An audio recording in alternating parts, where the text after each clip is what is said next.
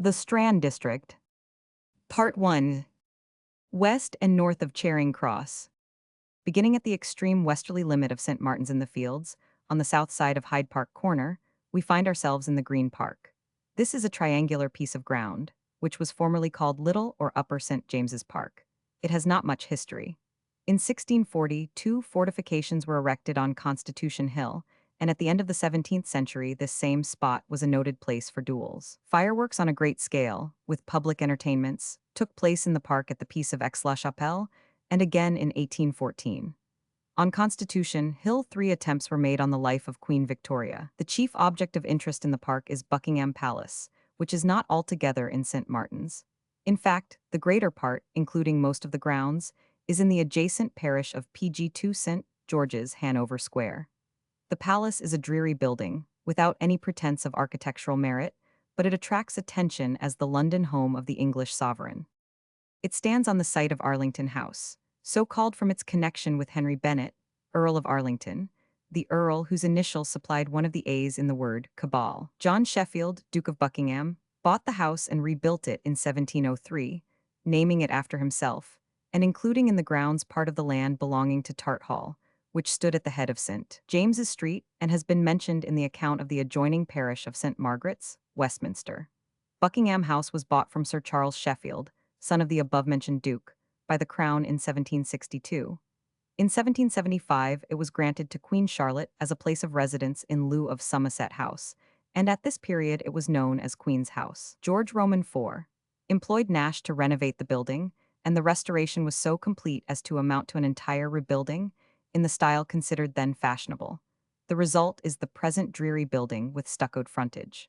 The interior is handsome enough, and, like that of many a London house of less importance, is considerably more cheerful than the exterior. The chief staircase is of white marble, and the rooms are richly decorated. The PG3 state apartments include drawing rooms, saloons, and the throne room, which is 64 feet in length. The picture gallery contains a collection of pictures made by George Roman IV, chiefly of the Dutch school. It includes works of Rembrandt, Rubens, Van Dyck, Dürer, Cuyp, Ruysdael, van der Velde, and others. The grounds are about 40 acres in extent and contain a large piece of ornamental water, on the shore of which is a pavilion or summer house with frescoes by Eastlake, Maclise, Landseer, Dyce, and others, illustrating Milton's Commuse. The channel of the Tyburn, now a sewer, passes under the palace. The marble arch at the northeast corner of Hyde Park was first designed to face the palace, where it stood until 1850. The palace is partly on the site of the well-known Mulberry Gardens, a place of entertainment in the 17th century. These gardens originated in an order of James I, who wished to encourage the rearing of silkworms in England. This project, like many others of the same king, proved a failure, and the gardens were turned into a place of public recreation. The frequenters were of the fashionable classes, and came in the evening to sit in small arbors, and be regaled with cheesecakes, syllabubs, and wines sweetened with sugar. In this form, the place was extremely popular, and is often mentioned in contemporary PG4 literature. Dryden came there to eat tarts with Mrs. Anne Reeve, and doubtless Evelyn and Pepys often strolled about in the gay crowd, a crowd much gayer than it would now be, in the matter of costume at all events. The scene of the Mulberry Gardens, a play by Sir Charles Sedley, 1668, is laid here. Stafford House, not far from St. James's Palace, and overlooking the Green Park, is now tenanted by the Duke of Sutherland.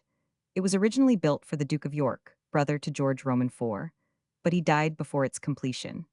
It stands on the site of an older building called Godolphin House and also occupies the site of the Queen's Library formed by Caroline, wife of George Roman IV. St. James's Palace is divided into many sets of apartments and suites of rooms, and in this way resembles more the ancient than the modern idea of a palace. On its site once stood a hospital for 14 leprous women, which was founded, as Stowe quaintly says, long before the time of any man's memory. Maitland says the hospital must have been standing before 1100 AD, as it was then visited by the abbot of Westminster. 8 brethren were subsequently added to the institution. Several benevolent bequests of land were made to it from time to time. In 1450, the custody of the hospital was granted perpetually to Eton College by Henry Roman VI. In 1531, Henry Roman VIII, PG5, obtained some of the neighboring land from the Abbey of Westminster, and in the following year he took the hospital also, giving lands in Suffolk in exchange for it. There is reason to believe that he pensionied off the ejected inmates. At any rate, having demolished the House of Mercy, he proceeded to build for himself a palace, which is supposed to have been planned by Holbein, under the direction of Cromwell, Earl of Essex. Henry Roman VIII was too much occupied in taking possession of Wolsey's palaces to bestow very much of his time on his own new building, though he occasionally resided here before he acquired Whitehall. Edward Roman VI did not live at St. James's Palace regularly, but Queen Mary patronized it, preferring it to Whitehall. It was granted to Prince Henry during the reign of James I and Charles I. Spent the last 3 days before his execution here. The prince known as the Pretender was born in one of the palace apartments, and many historians have commented on the fact that this chamber was conveniently near a small back staircase, up which a newborn infant could have been smuggled. During the reign of King William, the palace was fitted up as a residence for Prince George of Denmark and Princess Anne. When the princess ascended the throne, the palace became the regular residence of the court, which it continued to be until the PG6 accession of Queen Victoria, who preferred Buckingham Palace. The only parts remaining of King Henry's building are the gatehouse, some turrets, a mantelpiece in the presence chamber, which bears the initials H and A, Henry and Anne Boleyn, with a true lover's knot, the chapel royal, which has, of course, been renovated, and the tapestry room. Levees are still held at the palace. On the west of the gatehouse, a series of apartments were being prepared for the Duke of Clarence at the time of his death, and were afterwards assigned to the present Prince and Princess of Wales. At the west end is Clarence House, in the occupation of the Duke of Connaught. This was occupied by the King of Prussia and his sons on their visit to England in 1814. The Duchess of Kent resided here until 1861. The Lord Chamberlain's offices and residence, and also the official residence of the Keeper of the Privy Purse, are among the official chambers in the palace. There are minor offices also, those of the Clerk of the Works and the Gentleman of the Wine Cellar. There are state apartments and the quarters of the gentlemen at arms and the yeomen of the guard. There are several courts in the palace, namely, the Ambassador's Court, Engine Court, Friary Court, and Colour Court. There have been various chapels connected with PG7 the palace, but the only two of importance are the Chapel Royal and German Chapel, which still remain. The Chapel Royal is supposed to be on the site of the chapel of the ancient hospital, and various Norman remains dug up in the course of repairs favor this supposition. The roof is beautifully decorated in panels by Holbein. The date of its completion is supposed to be 1540. Prince George and Princess Anne, Frederick, Prince of Wales, George Roman IV, Queen Victoria, and the Empress Frederick were all married in this chapel. The German chapel was founded in 1700 by Princess Anne. Service was held in it once on Sundays up to the present reign, but has now been discontinued. Just opposite to the palace is Marlborough House, the residence of the Prince and Princess of Wales. The house was built in 1709 at the public expense as a national compliment to the Duke of Marlborough. Sir Christopher Wren was the architect. After the death of the third Duke, it was sublet to Leopold, subsequently King of the Belgians. Queen Adelaide lived in it after the death of King William Roman IV. The building was afterwards used as a gallery for the pictures known as the Vernon Collection, but in 1850 it was settled on King Edward Roman VII. Then Prince of Wales, when he should attain his 18th year, PG8, which he did 9 years later. The interior is decorated with beautiful mural paintings executed by La Guerra. Many of these represent the battles of the famous Duke of Marlborough. On the removal of the king to Buckingham Palace, the present Prince of Wales comes in his turn to Marlborough House. Carlton House Terrace owes its name to Carlton House, built by Henry Boyle, Baron Carlton, in Queen Anne's reign. It was afterwards sold to Frederick, Prince of Wales, and was occupied subsequently by George Roman IV, before he succeeded to the throne. J.T. Smith says, "Many a Saturnalia did those walls witness in the days of his hot youth." Princess Charlotte was born here. In 1811, the ceremony of conferring the regency upon Prince George was enacted at Carlton House, and in the June following, the prince gave a magnificent supper to 2,000 guests.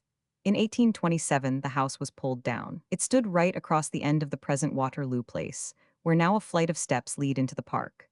At the head of the steps is the York column of granite, 124 feet high, designed by Wyatt, and surmounted by a figure of the Duke of York, son of George Roman III.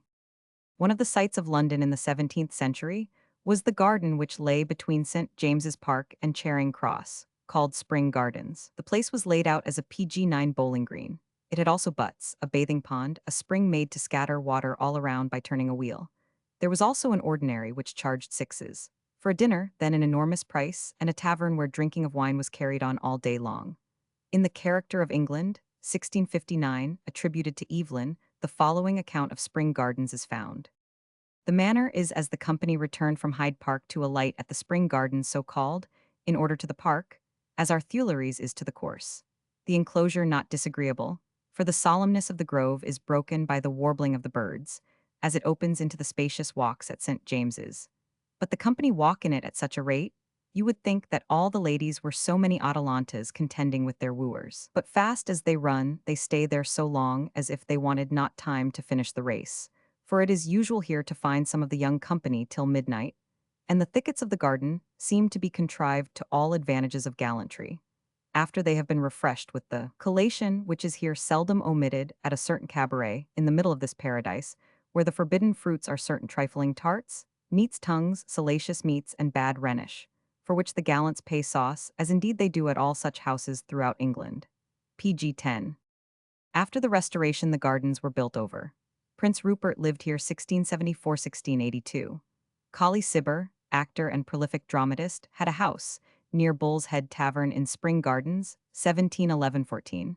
Sir Philip Warwick and George Canning were also among the residents.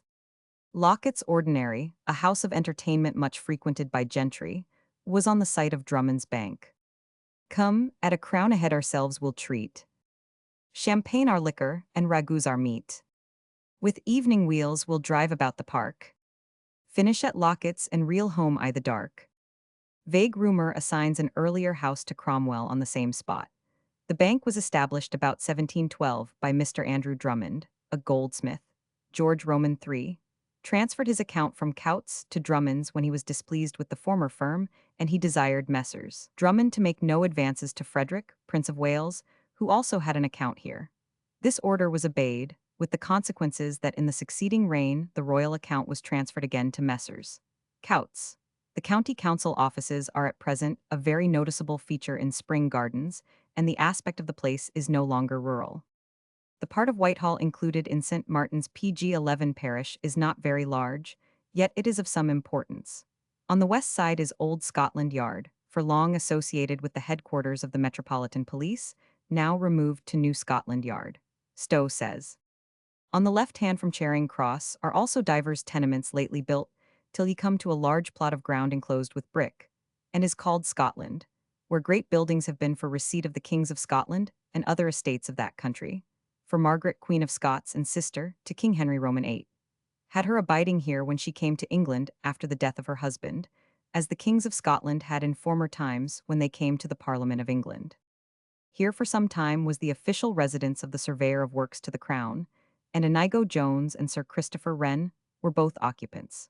Sir J. Vanbrugh also resided at Scotland Yard, and as Secretary to the Council, Milton had an official residence here before he went to Petty France, as described in the book on Westminster in the same series.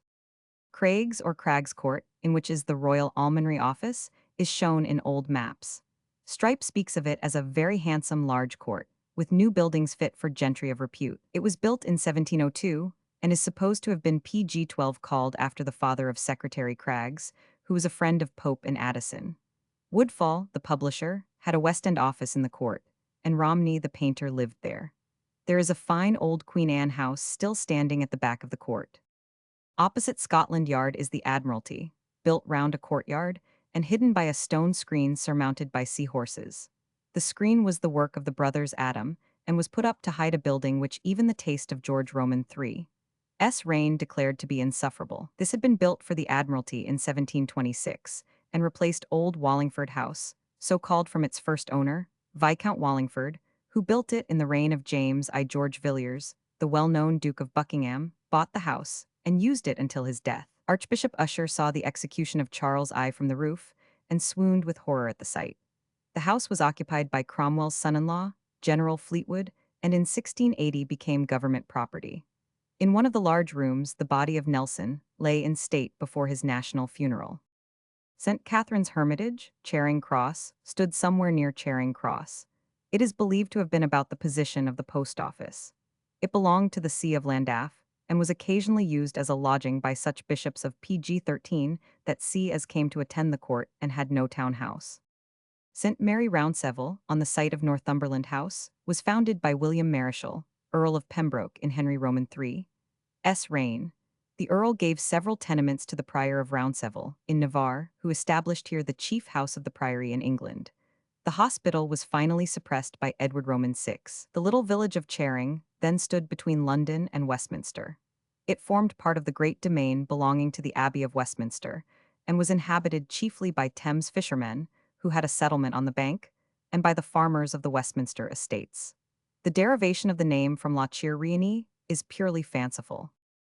There is certainly no part of London which has been so much changed as Charing Cross. In other parts the houses are changed, but the streets remain. Here the whole disposition of the streets has been transformed. The secondary part of the name recalls the beautiful cross, the last of the 9, which marked the places where Queen Eleanor's coffin rested on its journey from Lincolnshire to Westminster Abbey. The cross was destroyed by the fanatical zeal of the reformers. The equestrian statue of Charles I, cast in 1633 by Lesueur, occupies the site of the PG-14 cross. It had not been set up when the Civil War broke out, and was sold by the Parliament to John Rivet, a brazier who lived by the Holborn conduit, on condition that it should be broken up. John Rivet, however, buried the statue and dug it up again after the restoration. It was not until 1674 that it was actually erected, on a new pedestal made by Grinling Gibbons, in the place which it now occupies, which is the site of the Old Cross, the place where the regicides were executed, and where the Charing Cross pillory stood. It is curious to remark on the preservation of the site of the cross. It was apparently railed in. Some of the stones of which it was made were used in paving Whitehall. Ballads were written on its destruction. Undone, undone the lawyers are. They wander about the town, nor can find the way to Westminster. Now Charing Cross is down. At the end of the Strand they make a stand, swearing they are at a loss, and chaffing say that's not the way. They must go by Charing Cross. Cunningham. Many of the regicides were executed at this spot in Charles Roman II's reign, within sight of the place where they had murdered their king. These men, according to the brutal temper of the times, were cut down when half-hanged and Decem. PG-15 bowled before a great concourse of people. Pepys mentions going to the executions as to a show. Later the pillory stood here in which, among others, Titus Oates suffered. But besides these dismal reminiscences, Charing Cross was at one time famed for its taverns and festive places of amusement, and was the resort of wits and literati in the 18th century. Dr. Johnson speaks of the full tide of human existence being at Charing Cross, and if he could see it now, he might be confirmed in his opinion. At the top of the present Northumberland Avenue stood formerly Northumberland House, the last of the Strand palaces to be destroyed, and until its destruction, the chief glory and ornament of the street and Charing Cross. It was never an episcopal palace, having been built in 1605 by the Earl of Northampton. From him, it went to the Earl of Suffolk, and was called for a time Suffolk House. In 1642, it fell into the hands of the Earl of Northumberland, and, by marriage, into those of the Duke of Somerset until 1749, when the daughter of the Duke of Somerset succeeded, and by her marriage with Sir Hugh Smithson, the house became the property of this family, now Dukes of Northumberland, until its compulsory sale in the year 1874. The house originally consisted of 3 sides of a quadrangle, the 4th side lying open with gardens stretching PG-16 down to the river. The front was wrongly attributed to Inigo Jones. The house had been repaired or rebuilt in many places, so that there was not much that was ancient left in its later days. By the side of Northumberland House formerly ran Hartshorn Lane, now entirely obliterated. Ben Jonson was born here, and lived here in his childhood. Trafalgar Square was built over the site of what was formerly the Royal Mews, a building of very ancient foundation, and a rookery of obscure and ill-famed lanes and alleys on the west and north of St. Martin's Church, popularly known as the Bermudas, and afterwards the Caribbean Islands. In the midst of the mews stood a small and remarkable building called Queen Elizabeth's Bath. It is almost impossible to estimate the difference between the then and the now in regard to this particular part. St. Martin's Lane continued right up to Northumberland House, where the lion of the proud Percys stiffened his tail on the parapet. The house stood across the present head of Northumberland Avenue. The royal mews themselves were where the fountains now splash, and on the further side of them was Hedge Lane. Pennant says the mews was so called from having been used for the king's falcons, at least from the time of Richard Roman III, to Henry Roman VIII. In the latter king's reign, the royal horses were PG-17 stabled here, but the name mews was retained and has come to be applied to any town range of stabling. The mews were removed to make way for the National Gallery about 1834. Geoffrey Chaucer, the poet, was clerk of the King's Works and of the mews at Charing about the end of Richard Roman II's reign.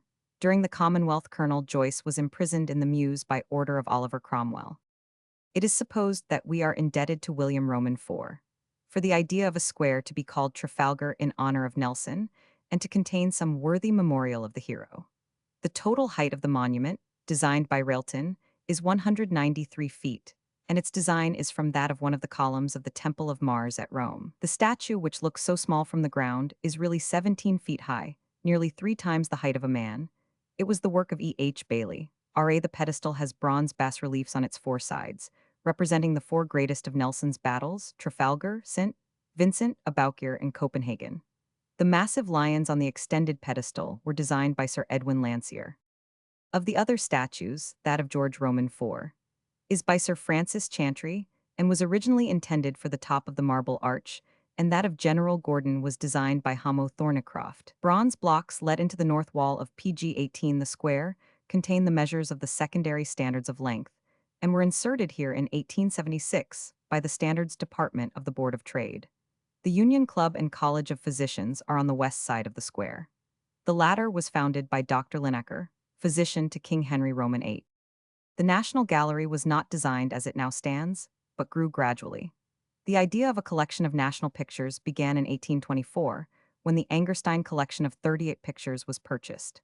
The building began in 1832 and was opened 6 years later, but there were then only 6 rooms devoted to the national collection, the remainder being used by the Royal Academy of Arts. The Academy, however, betook itself to Burlington House in 1869, and subsequently the National Gallery was enlarged, and is now well worthy of its name. The English are taunted with not being an artistic nation. This may be, but they recognize merit when they see it, and the national collection need fear comparison with no other in the world. The sections of the gallery include Italian schools, schools of the Netherlands and Germany, Spanish, French, and British schools. In the last named, the Turner collection claims 2 rooms. St. Martin's Church was founded by Henry Roman VIII, who disliked to see the funerals of the Inhabi PG-19 tants passing through Whitehall on their way to St. Margaret's, Westminster.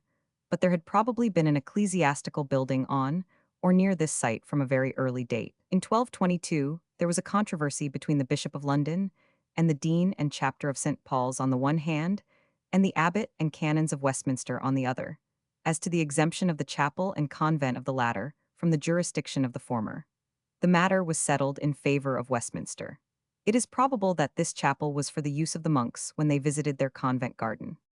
In 1721, the old church was pulled down, and a new one built from the designs of Gibbs the architect, whose bust stands in the building near the entrance. A rate was levied on the parish for expenses, but money poured in so liberally that a gift of £500 toward the enrichment of the altar was declined. The building has been derided, but it has the merit of a bold conception. Ralph in Public Buildings says, "The portico is at once elegant and august, and the steeple above it ought to be considered one of the most tolerable in town. The east end is remarkably elegant, and very justly challenges a particular applause. In short, if there is anything wanting in this fabric, it is a little more elevation." PG 20. The only original features in the interior are the 2 royal pews, not now used, which look down on the altar. St. Martin's is the royal parish, including in its boundaries Buckingham Palace and St. James's, but the births of the royal family are not registered here, as has been frequently stated. There is no monument in the church of any intrinsic interest, and the only other noticeable details are 2 beautiful mosaic panels on either side of the chancel, put up by Lady Frederick Cavendish to the memory of her husband. Among the names of those buried in the old church is that of Vansomer, a portrait painter. Nell Gwynn, Robiliac, and Jack Sheppard, whose first theft took place at Rummer's Tavern, near Charing Cross, lie in the burial ground.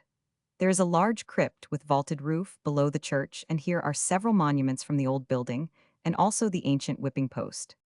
Before the erection of the palaces along the riverside, the fishermen of the Thames lived beside the river bank at Charing Cross. A piece of ground in the churchyard of St. Martin's was set apart for their use and kept separate. Meantime, as one after the other of the bishop's townhouses were built, the fishermen found themselves pushed farther up the river, until finally they were fairly driven away and established themselves at PG 21 Lambeth, where the last of them lived in the early part of the 19th century.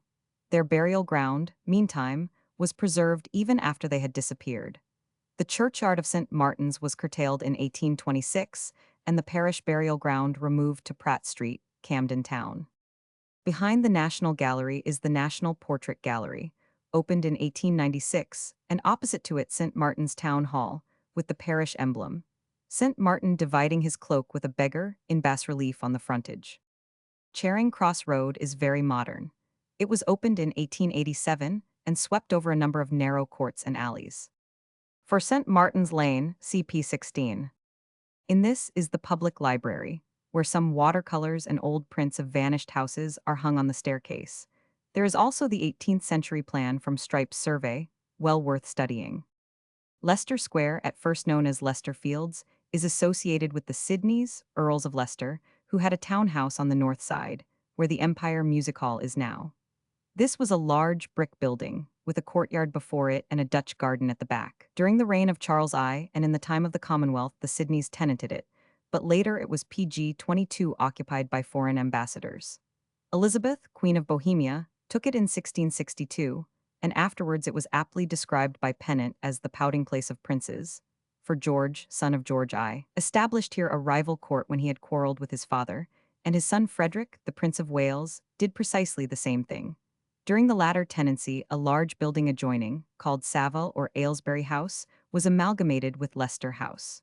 George Roman III was living here when hailed king. Savile House stood until the Gordon riots, when it was completely stripped and gutted by the rioters. The square was presented to the public in 1874 by Baron Albert Grant, MP. The gift is recorded on the pedestal of the statue of Shakespeare standing in the center. The square was for long a favorite place for duels. A line drawn diagonally from the northeast to the southwest corner roughly indicates the boundary of St. Martin's Parish, the upper half of the square being in St. Anne's, Soho. The associations of this part are numerous and very interesting. The busts of the four men standing in the corners of the center garden have all some local connection.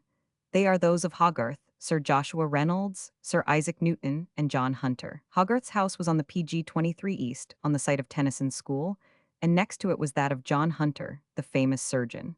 Sir Joshua Reynolds bought number 47 on the west side in 1760 and lived in it until his death. Sir Isaac Newton lived in the little street off the south side of the square, at the back of the big new dental hospital. His house is still standing and bears a tablet of the Society of Arts. It is quite unpretentious, a stucco-covered building with little dormer windows in the roof.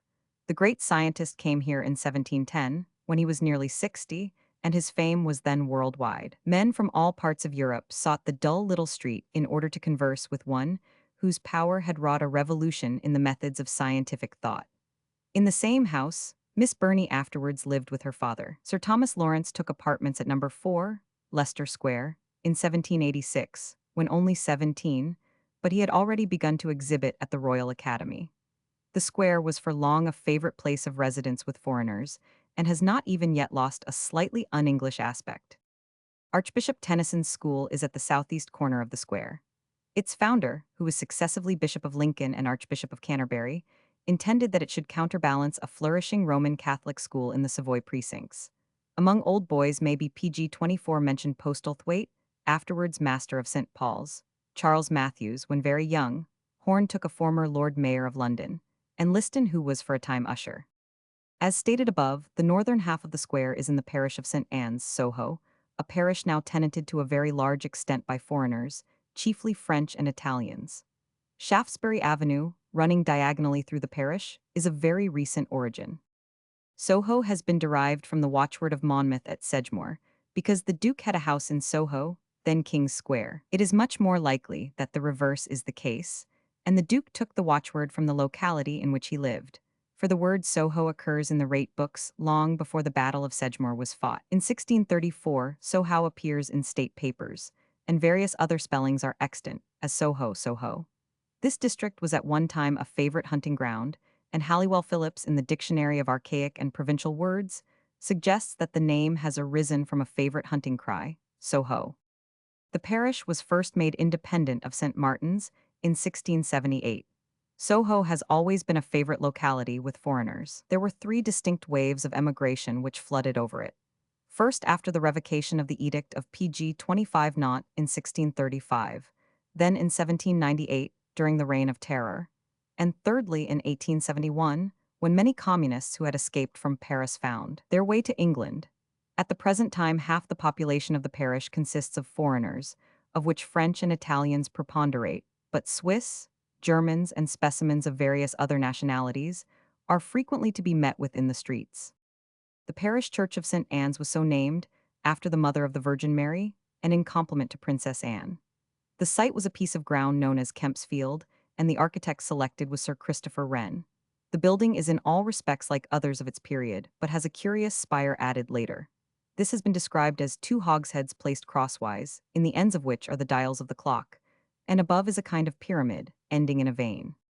The old churchyard lies above the level of the street, and has been turned into a public garden. Facing the principal entrance in Wardour Street is a stone monument to King Theodore of Corsica, and a small crown on the stone marks his rank. King Theodore died in this parish December 11, 1756, immediately after leaving the King's Bench prison, by the benefit of the Act of Insolvency, in consequence of which he PG 26 registered his kingdom of Corsica for the use of his creditors. His epitaph was written by Horace Walpole. The grave, great teacher, to a level brings heroes and beggars, galley slaves and kings. But Theodore this moral learned ere dead. Fate poured its lessons on his living head, bestowed a kingdom, but denied him bread. Close by is a monument to the Eskist Hazlitt, born 1778, died 1830. The inscription says that he lived to see his deepest wishes gratified, as he expressed them in his essay on the fear of death, and proceeds to set forth at considerable length the tenor of those wishes. During the dinner hour, when the weather is fine, the graveyard seats are filled by the very poorest of the poor, many of them aliens, far from their own country, and sad beneath the gray skies of the land that gives them bread, but denies them sun. In the registers are recorded the baptisms of 2 of the children of George Roman II, and 5 of the children of Frederick, Prince of Wales, born at Leicester House in this parish. Wardour Street has long been celebrated for its shops of old china, bric-a-brac, and furniture. It can claim Flaxman among its bygone residents. Dean Street is a long and narrow thoroughfare, a favorite residence with artists at the end PG 27 of the 18th century. The names of Hayman, Bailey, Ward, and Belines are all to be found here in association. Sir James Thornhill lived at No. 75, where there are the remains of some curious staircase paintings by him, in the composition of which he is said to have been assisted by his son-in-law, Hogarth. Turner, the father of the great painter, was a hairdresser in Dean Street, and Nollekens' father died in number 28. In the house adjoining the Royalty Theatre, Madame Vestris was born. Frith Street in old maps is marked Thrift Street, a name by no means inappropriate at the present time. It also has its associations, and can claim the birth of Sir Samuel Romilly, the great law reformer who lived until the early part of the 19th century, and whose father was a jeweler here, the early boyhood of Mozart, and the death of Hazlitt, which took place in furnished lodgings. The failure of his publishers had made him short of money. He was harassed by pecuniary cares, yet his last words were, "I've had a happy life." The following advertisement bearing date March 8, 1765, is worth quotation. Mr. Mozart, the father of the celebrated young musical family, who have so justly raised the admiration of the greatest musicians of Europe, proposes to give the public an opportunity of hearing these PG 28 young prodigies perform both in public and private, by giving on the 13th of this month a concert which will be chiefly conducted by his son, a boy of 8 years of age, with all the overtures of his own composition. Tickets may be had at fives, each at Mr. Mozart's or at Mr. Williamson's in Thrift Street, Soho, where ladies and gentlemen will find the family at home every day in the week from 12 to 2 o'clock, and have an opportunity of putting his talents to a more particular proof by giving him anything to play at sight or any music without a bass, which he will write upon the spot without recurring to his harpsichord. In this street there are many interesting relics of bygone splendor. Number 9, now to let, has a splendid well staircase with spiral balusters, The walls and ceiling of this are lined with oil paintings of figures larger than life. These have unfortunately been somewhat knocked about during successive tenancies, but clearly show that the house was one of considerable importance in past times. It was in lodgings in this street that Mrs. Inchbald wrote her simple story, published 1791, in 4 volumes, which was an immediate success. She was an actress as well as an author, and a friend of the Kembles. Her dramatic writings were very many. At number 13, Greek Street were Wedgwood's PG 29 exhibition rooms. In number 27, De Quincey used to sleep on the floor by permission of Brummel, the moneylender's attorney. On the other side of Shaftesbury Avenue, and parallel with it, is Gerrard Street, a dingy, unpretending place but thick with memories and associations. It was built about 1681 and was called after Gerard, Earl of Macclesfield. Wheatley quotes from the Bagford MSS of the British Museum to the effect that Henry, Prince of Wales, son of James I, caused a piece of ground near Leicester Fields to be walled in for the exercise of arms. Here he built a house, which was standing at the Restoration. It afterwards fell into the hands of Lord Gerard, who let the ground out to build upon. Hatton speaks of Macclesfield House, alias Gerrard House, a well-built structure situate in Gerrard Street, now 1708, in possession of Lord Mohun. Dryden lived in Gerrard Street in a house on the site of one, marked by a tablet of the Society of Arts. He died here, and his funeral was interrupted by a drunken frolic of Mohocks headed by Lord Jeffreys. Close by is an hotel, where once Edmund Burke resided. Opposite to him, J.T. Smith lodged, as he tells us in Nollekens and His Times, and he could look into Burke's rooms when they were lighted, and see the patient student at work until the small hours PG 30 of the morning. Charles Kemble and his family also resided in this street. On the site of the Westminster General Dispensary was a tavern named the Turk's Head, where the well-known literary club had its origin. The members were at first 12 in number, including Sir Joshua Reynolds, Dr. Johnson, Edmund Burke, Dr. Nugent, Topham Beauclerk, Mr. Langton, Dr. Goldsmith, and Sir J. Hawkins. In 1772, the number of the members was increased to 20, and instead of meeting weekly, on Mondays, for a supper, they met every fortnight on a Friday and dined together. David Hume was here in 1758, and the actor Edmund Kean passed most of his boyhood in this street, sheltered by a couple who had adopted him when his mother deserted him in Frith Street. All his early boyhood is associated with this neighborhood. He was found in Frith Street, and his schools were in Orange Court, Leicester Square, and Chapel Street, Soho. The dispensary is in itself interesting, being one of the very oldest institutions of the kind, established in 1774. Charing Cross Road follows very nearly the course of the old Hog Lane, later Crown Street, which bounded the parish on the east. St. Mary the Virgin's Church is on the west side, and the building has had many vicissitudes. In 1677, it was erected by the Greek congregation in Soho, and had the distinction of being the first church PG 30, one of that community in England. It was afterwards used by a French Protestant community, and then by a body of dissenters. In 1849, it stood in imminent peril of being turned into a dancing saloon, but was rescued and became Church of England. The very center and nucleus of the parish has always been Soho Square, which was built in the reign of Charles Roman II, and was at first called King Square, not in compliment to the monarch, but after a man named Gregory King, who was associated with the earliest buildings. It is a place of singular attractiveness, an oasis in a desert. Many of the houses are picturesque. The square garden is not large, but it is planted with fine trees. From the very beginning, the square was an aristocratic locality, and the houses tenanted by the nobility. The most important of these, Monmouth House, occupied the whole of the southern side. This was architecturally a very extraordinary building, and the interior was very magnificent. The principal room on the ground floor was a dining room, the carved and gilt panels of which contained whole-length pictures. The principal room on the first floor was lined with blue satin, superbly decorated with pheasants and other birds in gold. The chimney-piece was richly ornamented with fruit and foliage. In the center, within a wreath of dark leaves, was PG 32, a circular recess for a bust, Nollekens and His Times. The Duke of Monmouth obtained the site for this house in 1681, but he did not long enjoy his possession. For 4 years later, he suffered the penalty of his pretensions and was executed. The house was later occupied by successive French ambassadors. It was demolished in 1773. The houses at present standing at the south end of the square must have been built immediately after the destruction of Monmouth House, and possibly the materials of the older building were used in their construction. The hospital for women shows some traces of former grandeur in paneled rooms and decorative cornices. The hospital was only established in these quarters in 1851, so the house may have had fashionable tenants before. On the same side is the Rectory House, which was probably built directly after the demolition of Monmouth House in 1773. Here there are to be found all the characteristics of an 18th century building, including a decorative ceiling by Flaxman. In the southwest corner of the square, there is the house in which is now the Hospital for Diseases of the Heart and Paralysis.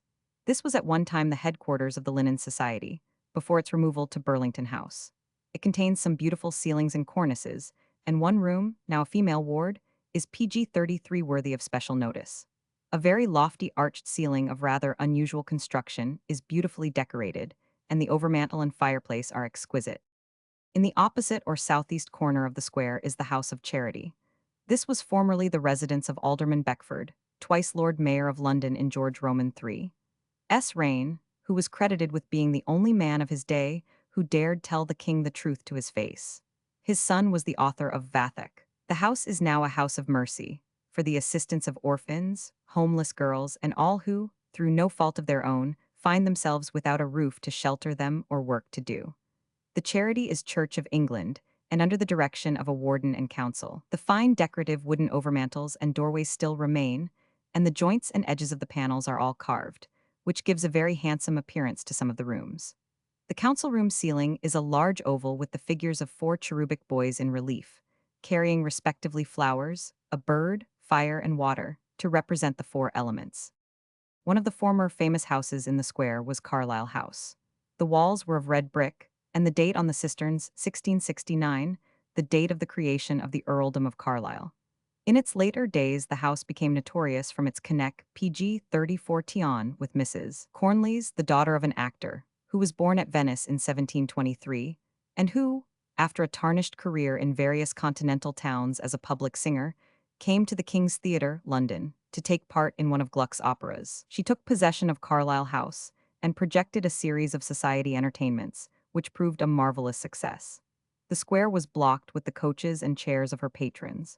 In Taylor's Records of My Life, it is stated she had as many as 600 persons in her saloon at one time, at 2 guineas per head. Foreign ministers, many of the nobility, scions of royalty, flocked to her rooms. She spent profusely and lavishly.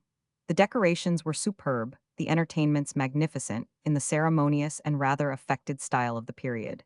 In 1770, she was at the climax of prosperity. Galas, masquerades, and festivals, all equally splendid, succeeded one another throughout the season, clinch. But after her skyrocket ascent came the fall. Fickle fashion deserted her, and finally the house and its contents were announced in the Gazette for sale. The Pantheon had proved too formidable a rival. In 1785, the property was in Chancery, and Mrs. Cornley's died in the Fleet Prison in 1797. The banqueting hall in Sutton Street, attached to Carlisle House by a covered way, was converted into the Chapel of St. Patrick, PG-35, and where masqueraders had reveled, priests heard confession. This also eventually disappeared, to make way for the present church, which is such a feature of the square. It stands at the corner of Sutton Street and bears the name of its predecessor. It was opened 1893, and its campanile reaches a height of 125 feet. Within the porch is a beautiful marble group of the dead Christ, supported by an angel. The pictures inside are exceptionally valuable and beautiful, including paintings by Van Dyck, Murillo, Carlo Dalsi, Paul Veronese, attributed, and many others. On the opposite side of the street, Messrs. Cross and Blackwell's factory also covers a house owning historical associations. Number 21 was the White House, and 22, Falkenberg House, in former times. The latter was the residence of Oliver Cromwell's third daughter, Lady Falkenberg, who died in 1712. Sutton Street takes its name from the county seat of the Falkenbergs. In this house, Sir Cloudesley Shovel's body lay in state before its interment, after having been found cast up on one of the Scilly Islands. A Spanish ambassador was among the later residents, and afterwards the house was for a time an hotel. In the large drawing room, the ceiling was painted by Angelica Kaufmann. The Duke of Argyll, the Earl of Bradford, and Speaker Onslow were among its tenants. This house is now the offices PG-36 of Messrs. Cross and Blackwell. The painted ceiling was carefully taken down and saved from destruction by one of the heads of the firm. The chief articles of interest remaining are a handsome overmantel in one of the private rooms of the firm and a curious ceiling. The former is of wood and is varnished and painted in various tones of bronze and gold. The carving upon it is very elaborate and enigmatical. The paneled ceiling has some affinity with it, but has been modernized and is not so interesting. The front of the house remains as it was and claims to be the only original frontage in the square. The center of the square, when first laid out, was occupied by a fountain surmounted by a statue of Charles Roman II. In armor, the work of Colley Cibber.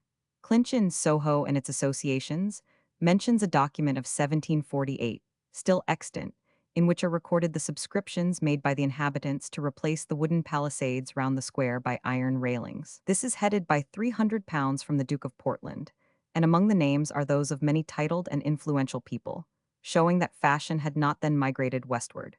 It was on the doorstep of a house in the square that De Quincey sank dying of exhaustion and starvation during his first novitiate of London life, and he was only saved by his faithful companion Anne. PG 37. Part 2. Piccadilly and St. James's Square. Returning from Soho Square to Piccadilly Circus, we find ourselves in the parish of St. James's, Piccadilly, which takes in all the now fashionable shopping locality of Regent Street, and is bounded on the east and south by St. Anne's, Soho, and St. Martin's in the Fields, and on the west by St. George's, Hanover Square. St. James's Parish was separated from St. Martin's in 1685, but before that epoch it had begun to have an existence of its own.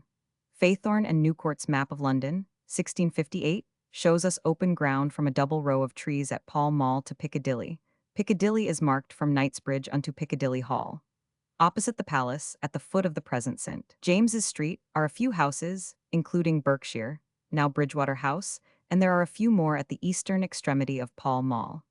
At the northeastern corner of what we call the Haymarket is the Gaming House, and at the corners adjacent one or two more buildings. This is St. James's in its earliest stage, before the tide of fashion had moved so far westward. PG 38 Henry Jermyn, Earl of St. Albans, in the reign of Charles Roman II, obtained a building lease of 45 acres in St. James's Fields and projected the square, which became the nucleus of the parish.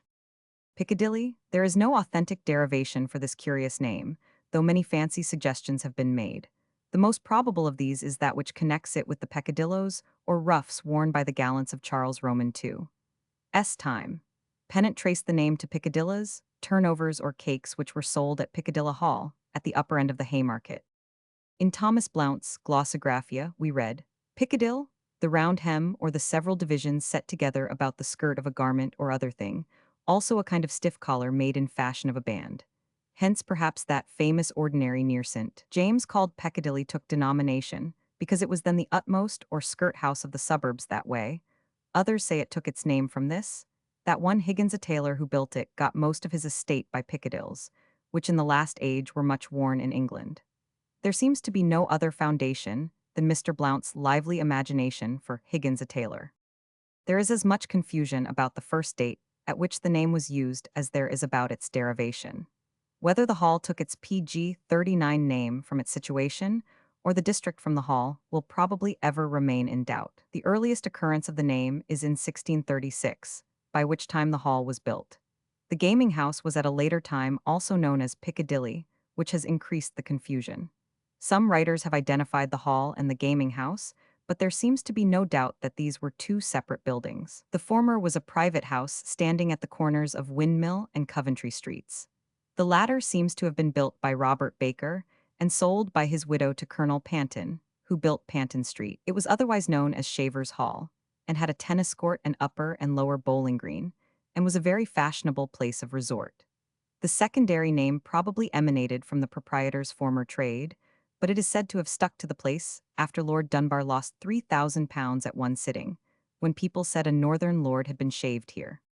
Sir John Suckling was among the habitués of the place, and his sisters will ever be remembered from Aubrey's pathetically humorous description of their coming to the Peccadillo bowling green, crying for fear he should lose all their portions, as he was a great gamester.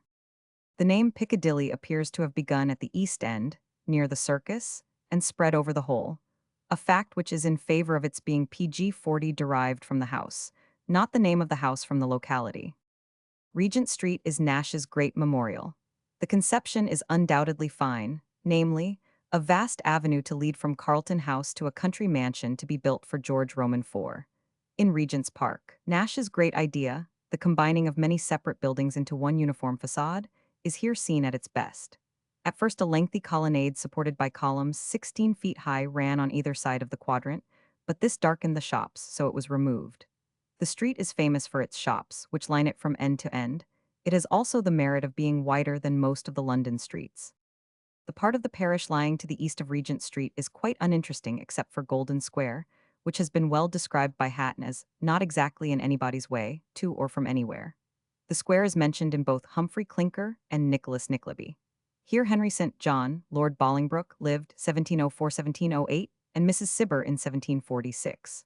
Angelica Kaufmann lived in the Center House on the south side for many years. It was in the vicinity of the square that the great burial ground for the plague-stricken dead was formed in the reign of Charles Roman II. It was chosen as being well away from the town. Pennant says, Golden Square, of dirty access, was PG 41 built after the Revolution or before 1700. It was built by that true hero Lord Craven, who stayed in London during the whole time, and braved the fury of the pestilence with the same coolness as he fought the battles of his beloved mistress, Elizabeth, Queen of Bohemia. It was in Golden Square that De Quincey took leave of Anne, whom he was never to see again. Piccadilly Circus was formed at the same time as Regent Street, though it has been altered since. The Criterion Theatre and Restaurant are on the southeast side. On this site formerly stood a well-known coaching inn called the White Bear. One of Shepherd's charming sketches in the Crace collection illustrates the courtyard of the inn. Benjamin West, afterwards PRA, put up here on the night of his first sojourn in London. In the center of the circus is a fountain in memory of the 7th Earl of Shaftesbury. This was designed by Alfred Gilbert, R.A., and consists of a very light metal figure of Mercury on a very solid aluminum pedestal. In Piccadilly itself, there is the somewhat gloomy-looking Geological Museum, with entrance in Jermyn Street, open free to all comers. The Church of St. James's, which comes shortly after, was built by Sir Christopher Wren at the cost of Henry Jermyn, Earl of St. Albans, and consecrated at first as a chapel of ease to St. Martin's. The PG 42 first rector was Tennyson, afterwards Archbishop of Canterbury. Wren considered this one of his best works. He says, "In this church, though very broad and the nave arched, yet there are no walls of a second order, nor lanthorns, nor buttresses, but the whole roof rests upon the pillars, as do also the galleries. I think it may be found beautiful and convenient, and as such the cheapest of any form I could invent. The church is very wide in proportion to its length, and is said to seat 2,000 people easily. The reredos, a handsome piece of wood carving with a central group of the pelican in her piety, typical of Christ giving his life's blood for fainting souls, is the work of Grinling Gibbons. The organ in the Western Gallery is supposed to have been the work of Bernard Schmidt and was built for the Roman Catholic Oratory at Whitehall, but was given to St. James's by Queen Mary, 1691. The font which stands in the vestibule at the West End is a most excellent piece of work. It was carved from a block of white marble by Grinling Gibbons and is about 5 feet in height. The shaft is the tree of life, round which is twined the serpent, while figures of Adam and Eve stand on either side. It is well worth going into the church to see this alone. The font originally possessed a cover, which was stolen in 1800 and is said to have been hung up in a spirit shop. In the church PG 43 are many monuments hanging on the walls and on the pillars. One or two of these at the east end are very cumbrous, and many are heavily decorated, but none are worthy of note for any intrinsic beauty they possess. Walcott notes as the most important those of the 8th Earl of Huntingdon, 1704, and Count de la Rochefoucauld, 1741. James Dodsley, the well-known bookseller, 1797, was buried here. Also Haseman, the rival of Lely, and Lieutenant General Sir Colin Campbell, KCB, 1847. Among the entries in the register, we have the burials of the two Vanderveldes, father and son. In the old graveyard there are stones in abundance, 1 or 2 on the wall of the church, and many alternating with the flagstones over which the feet of the living carelessly pass. In Sackville Street, just opposite to the church, Sheridan died. There are various other public buildings of more or less interest before we come to Burlington House. No less than 3 mansions stood here in the times of the later Stuarts. These belonged to Lord Chancellor Clarendon and Lords Berkeley and Burlington, of which the latter name has alone survived. The third Earl was an architect, and added several embellishments to his mansion, including a stone frontage and a colonnade taken down in 1868, PG 44.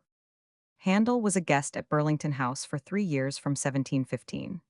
After the death of Lord Burlington in 1753, the title became extinct. Among the memorable scenes witnessed by the house was a brilliant ball and fete, given by the members of White's Club to the Allied sovereigns in 1814. Lord George Cavendish, who bought the house in 1815, considerably altered the interior of the building and built the Burlington Arcade in 1819. He was afterwards created Earl of Burlington. In 1854, government bought the house and garden. The University of London, now in Burlington Gardens, temporarily occupied the building, and the societies occupying Somerset House were offered quarters in Burlington House. In 1866, the mansion was leased to the Royal Academy, and fundamental changes began. On the east side of Burlington House are the Geographical and Chemical Societies, and on the west, the Linen. In the courtyard, the Royal Society is in the east wing, and the Royal Astronomical and the Society of Antiquaries in the western. On the site of the Albany, now fashionable chambers for unmarried men, were formerly three houses united into one by Lord Sunderland, the third Earl, chiefly remembered for his magnificent library, which, when the Earldom of Sunder PG 45 land was merged in the Dukedom of Marlborough in 1733, formed the nucleus of the Blenheim Library. The brother of the great Fox held the house for a short time, and from him it passed to Lord Melbourne, to whom its rebuilding was due. The architect was Sir W. Chambers, and the ceilings decorated by Cipriani, Rebecca, and Wheatley. It was from the Duke of York and Albany, uncle of George Roman III, that the name is derived. However, he did not live here long. St. James's Hall is well known for its popular concerts, which bring first-rate music within the reach of all.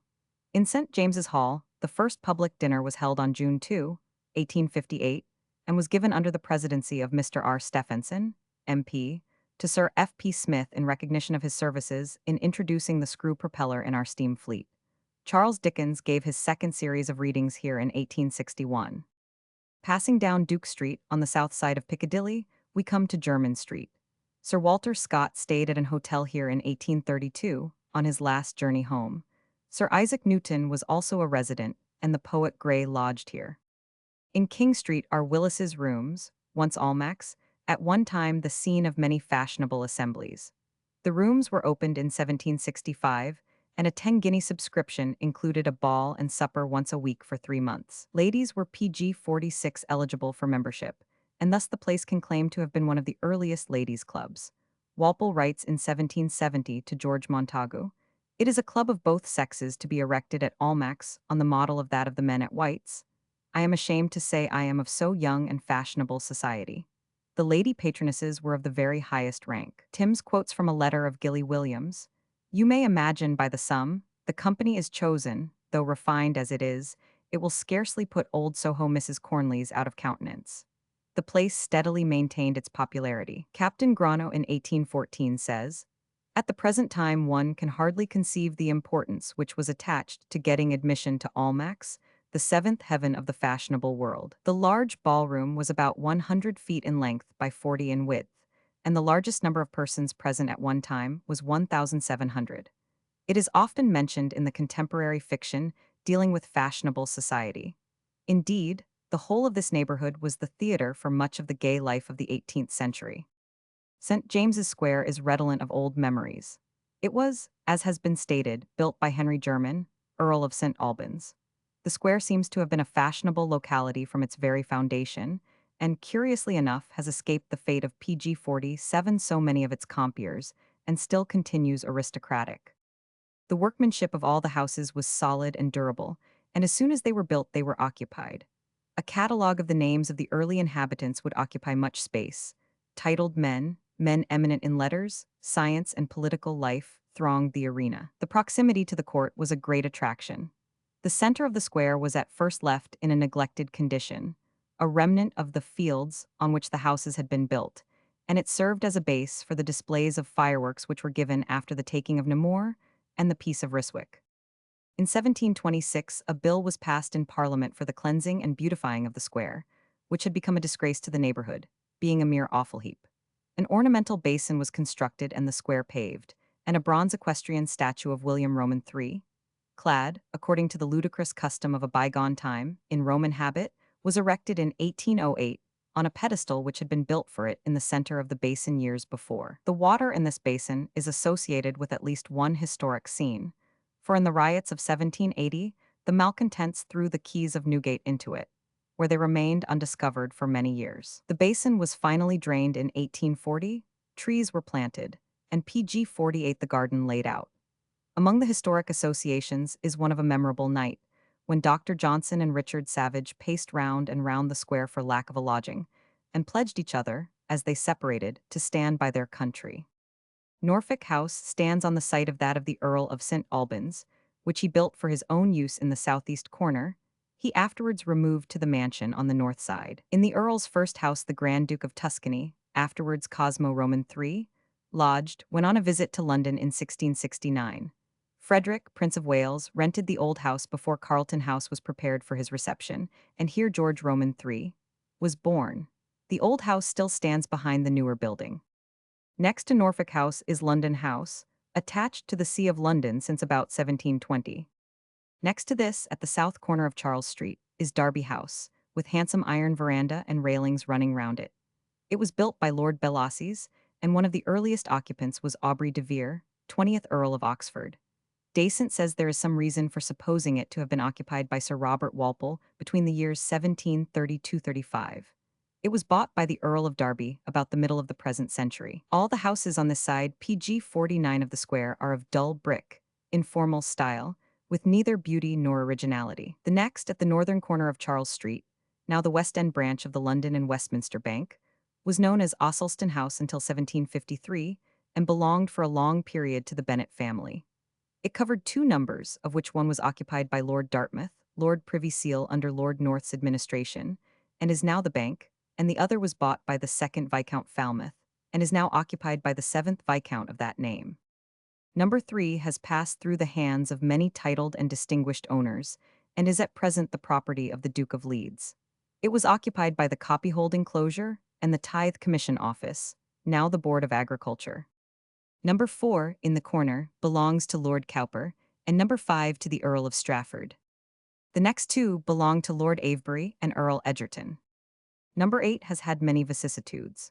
It was for a time occupied as the French Embassy, later by Sir Cyril Witch, President of the Royal Society, also by Monmouth's widow, Josiah Wedgwood, and by many intervening tenants of distinction. After the occupancy of Wedgwood, the 2nd Earl of Romney was here for 8 years, until 1839, and then the house became successively the PG 50 home of the Erechtheum Club, of the Charity Commissioners, the Junior Oxford and Cambridge Club, Vine Club, York Club, Junior Travellers Club, and at present it is the Sports Club.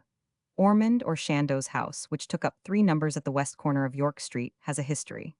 It was built by Lord St. Albans in place of his first house in the southeastern corner of the square, and passed into the possession of the Duke of Ormond, the only man who was 4 times Lord Lieutenant of Ireland. Entertainments on a large scale took place during this period. Perhaps the most interesting fact in the history of the house is that a meeting of noblemen and gentlemen was held here in 1688, at which an address of welcome to the Prince of Orange was drawn up, in which he was besought to carry on the government until a convention could meet. The Spanish embassy was here in 1718. The Duke of Chandos bought the mansion a year later, and in 1735 it was pulled down, and the present 3 houses built on its site. These 3 houses have been well tenanted, especially the center one, number 10, which can boast the successive occupancy of Pitt, Lady Blessington, the great Earl of Derby, and Mr. Gladstone. Here old link extinguishers still remain on the posts before the door. Number 9 is now the home of the Portland Club.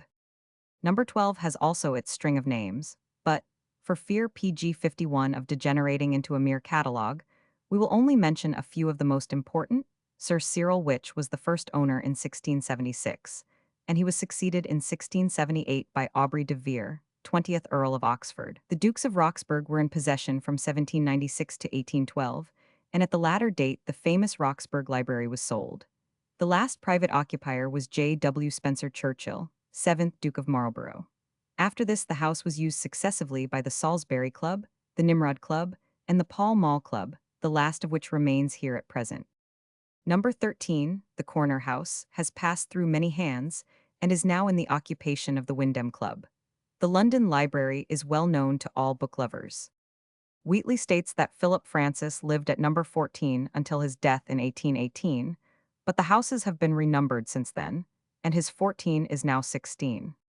Number 15 is known as Lichfield House from its former owner. It was built by Stuart, known as Athenian Stuart, in 1763-65.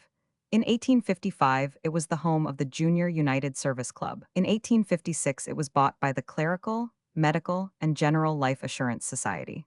The chief event in its history took place on June 28, 1815, when the Prince Regent displayed the trophies and banners just brought from Waterloo to the crowd below.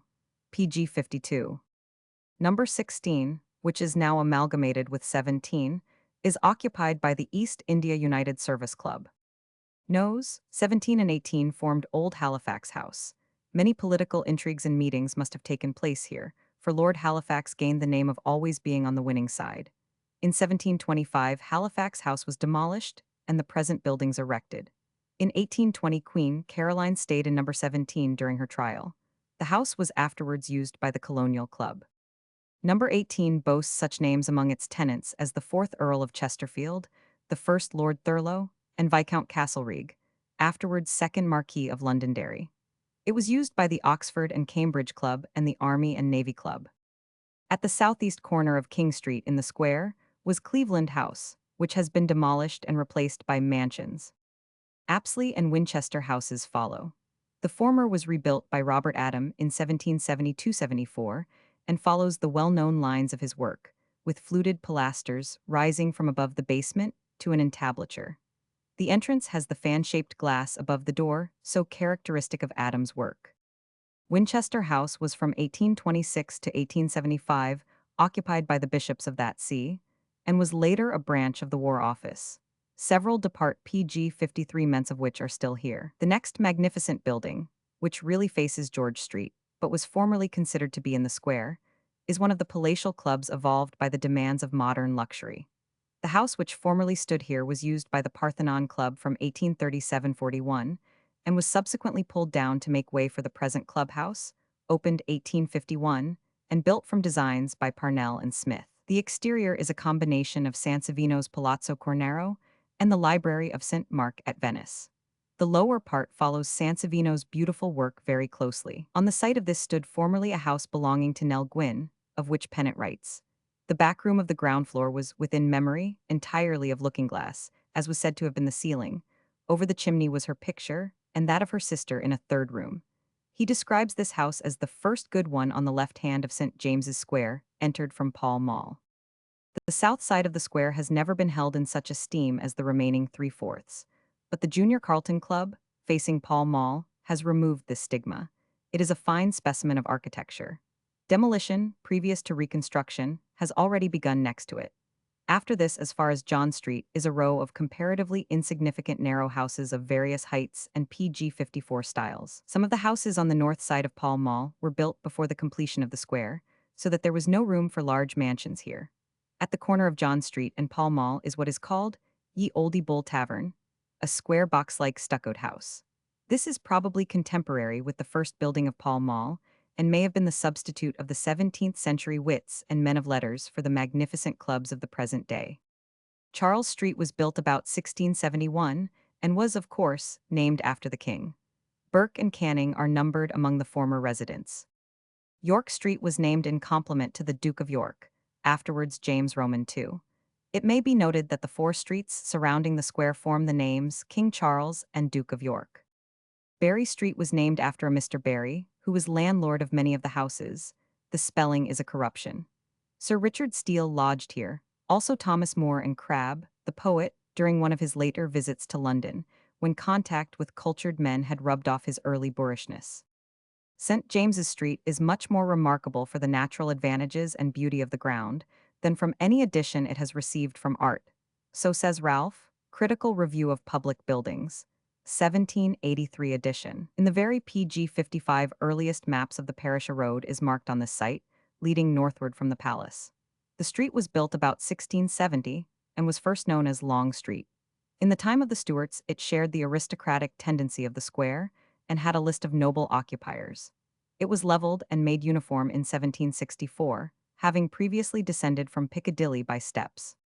St. James's Street has been noted from the very beginning for its clubs, gaming houses, and convivial gatherings. Its proximity to the court attracted all the fops and beaux, and it was the resort of fashionable and gay young idlers. Many anecdotes are related of the street, but chiefly in connection with the clubs, for which it is still famous. White's 37 and 38 is one of the oldest. It was established about 1698 and was at first a chocolate house. It stood near the low end of the street on the west side. It was burnt down in 1733, and the present building, designed by Wyatt, was erected in 1755 and altered nearly a century later by Lockyer. The gaming room of the old house forms the scene of the sixth plate of Hogarth's Rake's Progress, where the gamblers are represented in 10 on their cards, though the flames are bursting out. It was after the fire that the house became a private club, and it was long noted as a gambling house for high stakes and reckless betting. It is of White's that the story PG 56 is told that a man dropped down before the door insensible and was taken inside. The members immediately began to bet whether he were dead or not, and when the physician came to bleed him, those on the affirmative side protested. Brooks is now number 60, on the opposite side of the street from White's, at the northern corner of Park Place, and was as notorious a gaming house as White's. It was of later origin, dating from 1764, and was originally in Pall Mall. It began life under the name of Almack's. The play was prodigiously high.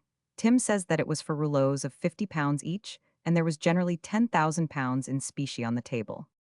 Boodle's is another celebrated club, which was also named the Savoir Vivre. This is now number 28.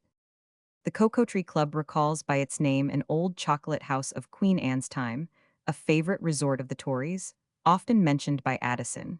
Lord Byron was one of the members. The old house was situated nearer to the south end of the street than the present club. Arthur's, south of St. James's Place, was founded by the proprietor of White's in 1765. The present building was erected in 1825 by Hopper. The Conservative Club House, 74, was built in 1845 from designs by Smirke and Baseby. The building is large, with slightly projecting wings and a stone balcony extending uninterruptedly across the frontage. PG 57. Next door is the Thatched House Club, which originated in the Thatched House Tavern, in which the dilettanti and literary societies used to meet. Wheatley describes a row of low-built shops standing before the tavern, one of which was that of the hairdresser Rowland, who made a fortune by his Macassar oil. St. James's Coffee House, a celebrated Whig rendezvous from the reign of Queen Anne until the beginning of the 19th century, was at this end of the street. In this street there are also many other clubs of later origin. It was at the foot of St. James's Street that the Duke of Ormond was attacked in his coach in 1670 by the notorious Colonel Blood. The Duke had been responsible for the execution of some of Blood's associates in Ireland, and Blood determined to take him to Tyburn and hang him in revenge. He actually succeeded in dragging him from his coach and mounting him on horseback behind one of his men. When they had proceeded as far as Devonshire House, the Duke succeeded in unhorsing his companion, and in the delay that followed his servants made their appearance and rescued him. For this outrage Blood was never punished. Sir Christopher Wren died in St. James's Street in 1723, and Gibbon, the historian, in 1794. The names of Waller, the poet, Wolfe, C. Fox, and Lord Byron are among the residents. It was here PG 58 that the last named was lodging when his Childe Harold created such an extraordinary sensation. Alexander Pope was also a resident. Maclean, the famous highwayman, lodged opposite White's. He was hung in 1750, and the first Sunday after he was condemned, 3,000 people went to see him in jail.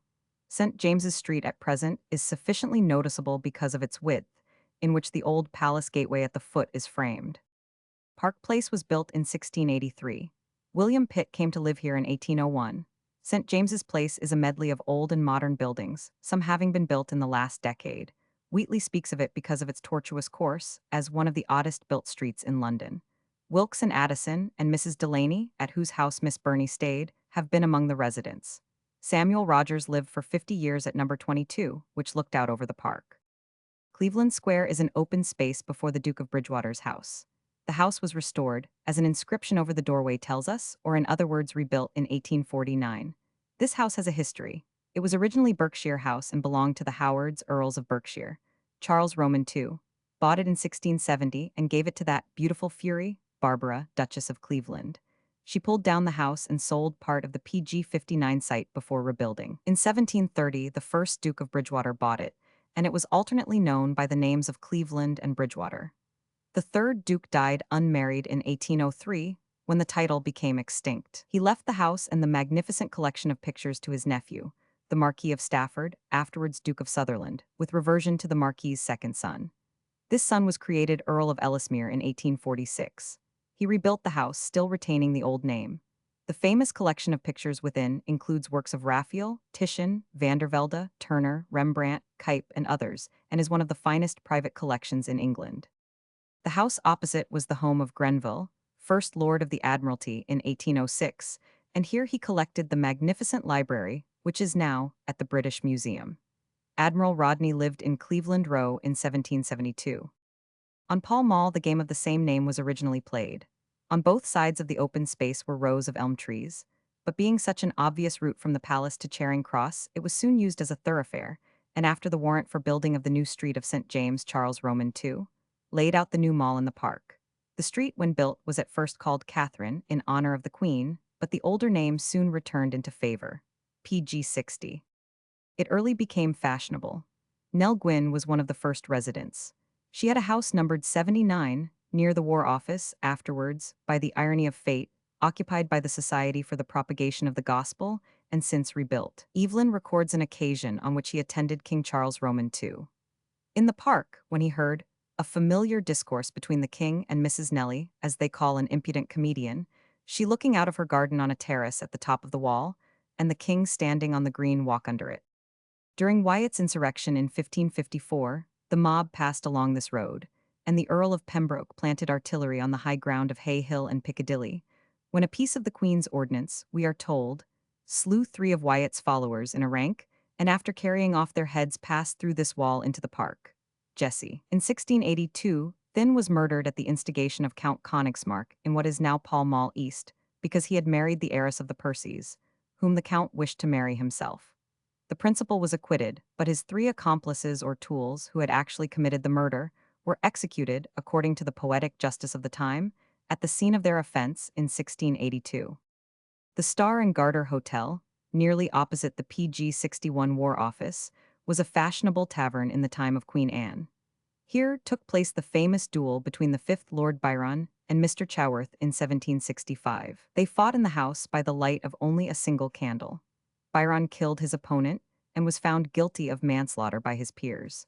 However, he claimed benefit of a statute of Edward Roman VI and was discharged. The original dispute was merely as to which gentleman had the larger amount of game on his estate. Among other famous taverns in this street are mentioned the King's Arms, under the Opera Colonnade in Pall Mall East. Also the Rumpsteak Club, which consisted of 5 dukes, 1 marquis, 15 earls, 3 viscounts, and 3 barons, all in opposition to Sir Robert Walpole. The King's Head, the George, the Smyrna Coffee House, Giles Coffee House, Hercules Pillars, and the Tree were among the ancient places of resort in this street, a foreshadowing of the palatial mansions of Clubland. The north side of the street is the poorer of the two. Beginning at the western end on the south side, we have the new Oxford and Cambridge Club, the Guards, and the Oxford and Cambridge University Clubs. The first of these has a very massive entrance. The house has only a north aspect, the windows at the back being glazed with ground glass so as not to overlook Marlborough House. PG 62, a little further on, is an old red brick house with a portico on which is a female figure in bas-relief with palette and brushes. This is in great contrast to its neighbors. It is what remains, center and west wing of Skommerg House, built about the middle of the 17th century. The first Skommerg came over in the train of William of Orange. He was count in his own country, bore several French titles, and was created an English duke. He was killed at the Battle of the Boyne. The house was later occupied by Cumberland of Culloden, George Roman III's uncle, and subsequently by Astley the painter. Astley divided it into 3 parts, reserving the center for his own use. Among the tenants who succeeded him, we find the names of Cosway, Payne the bookseller, and Nathaniel Hone. In the western wing Gainsborough lived, so the building has every right to its distinguishing panel of palette and brushes. During Gainsborough's occupancy, everyone of wealth, beauty, or fashion in the society of the day resorted here to have their features immortalized.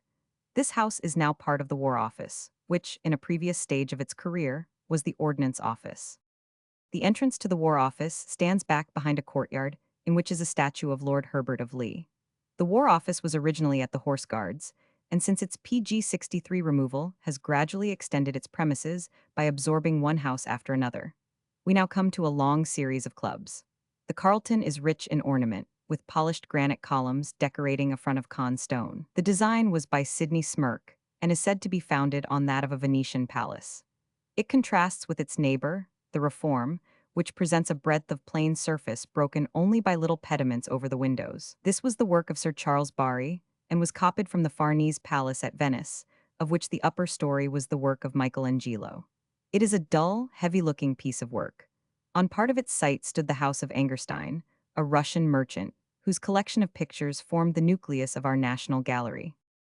The Travelers, next door, also the work of Barry, is in an Italian style. One of the rules of this club is that no person shall be eligible for membership who shall not have traveled out of the British Isles at least 500 miles in a direct line from London.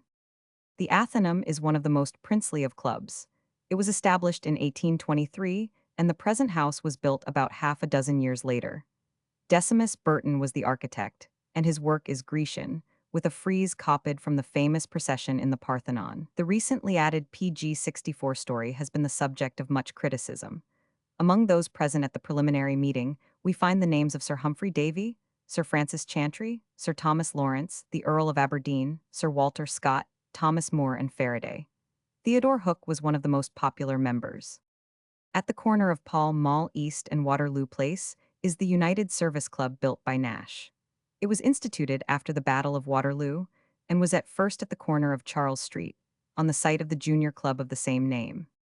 The Guards' Monument in Waterloo Place was put up in 1859 in memory of the Crimea.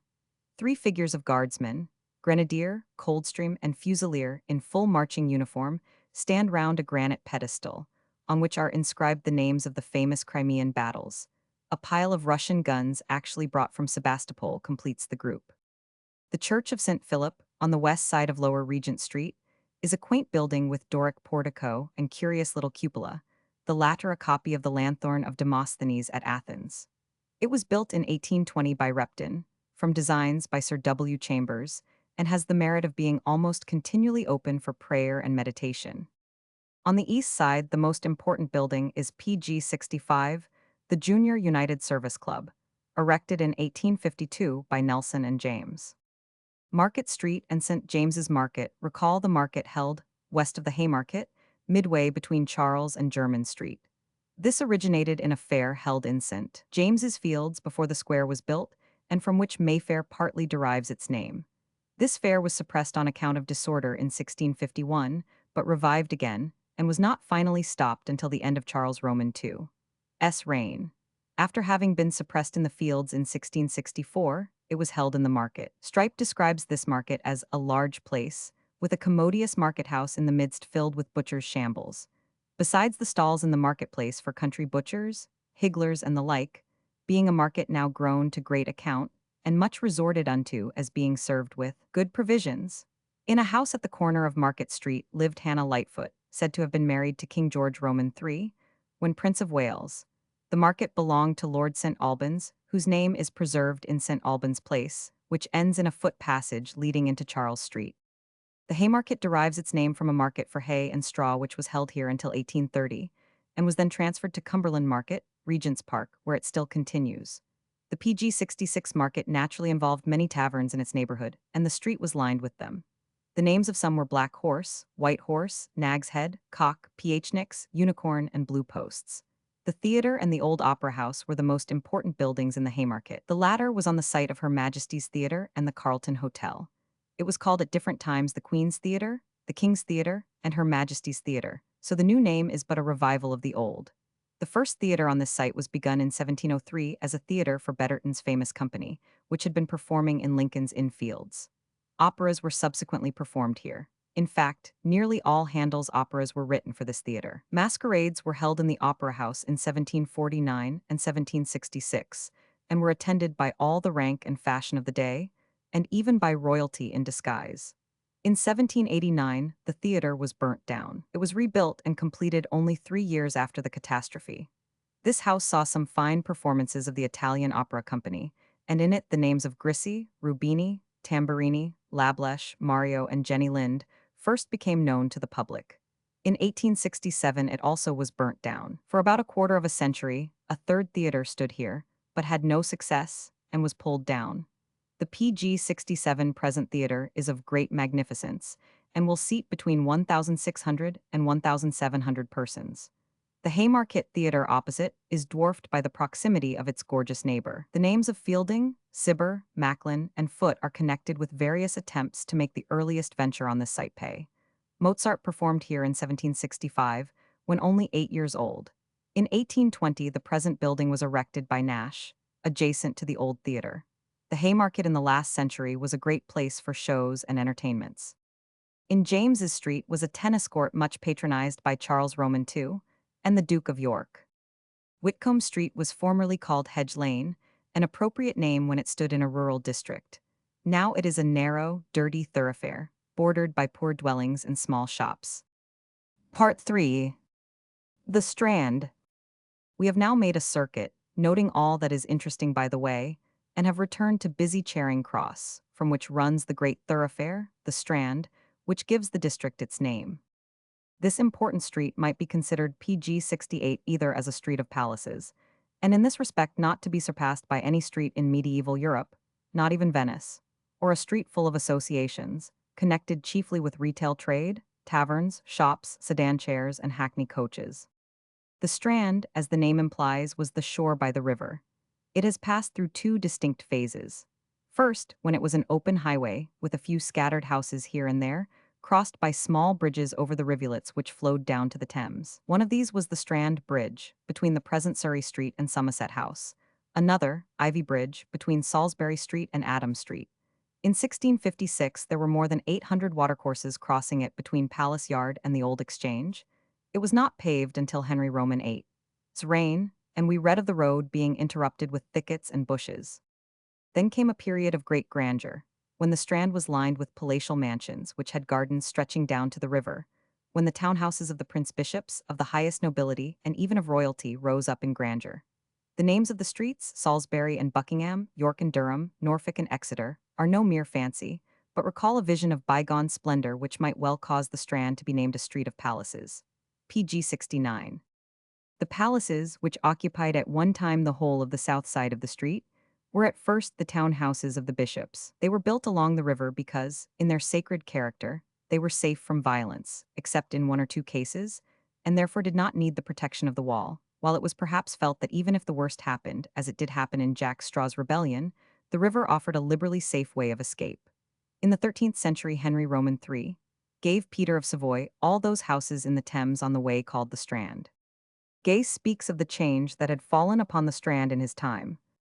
Through the long strand together let us stray. With thee conversing, I forget the way. Behold that narrow street which steep descends, whose building to the shining shore extends. Here Arundel's famed structure reared its frame. The street alone retains an empty name, where Titian's glowing paint the canvas warmed, and Raphael's fair design with judgment charmed. Now hangs the bellman's song and pasted here. The colored prints of Overton appear, where statues breath the work of Phidias' hands. A wooden pump or lonely watch-house stands. Their Essex's stately pile adorn the shore. Their Cecils, Bedfords, Villierses, now no more. Disraeli, in Tancred, says, "The Strand is, perhaps, the finest street in Europe." Charles Lamb said, "I often shed tears in the motley Strand for fullness of joy at so much life." The Strand has now become a street of shops PG 70 instead of a street of palaces. It has been, but is no more, a fashionable resort.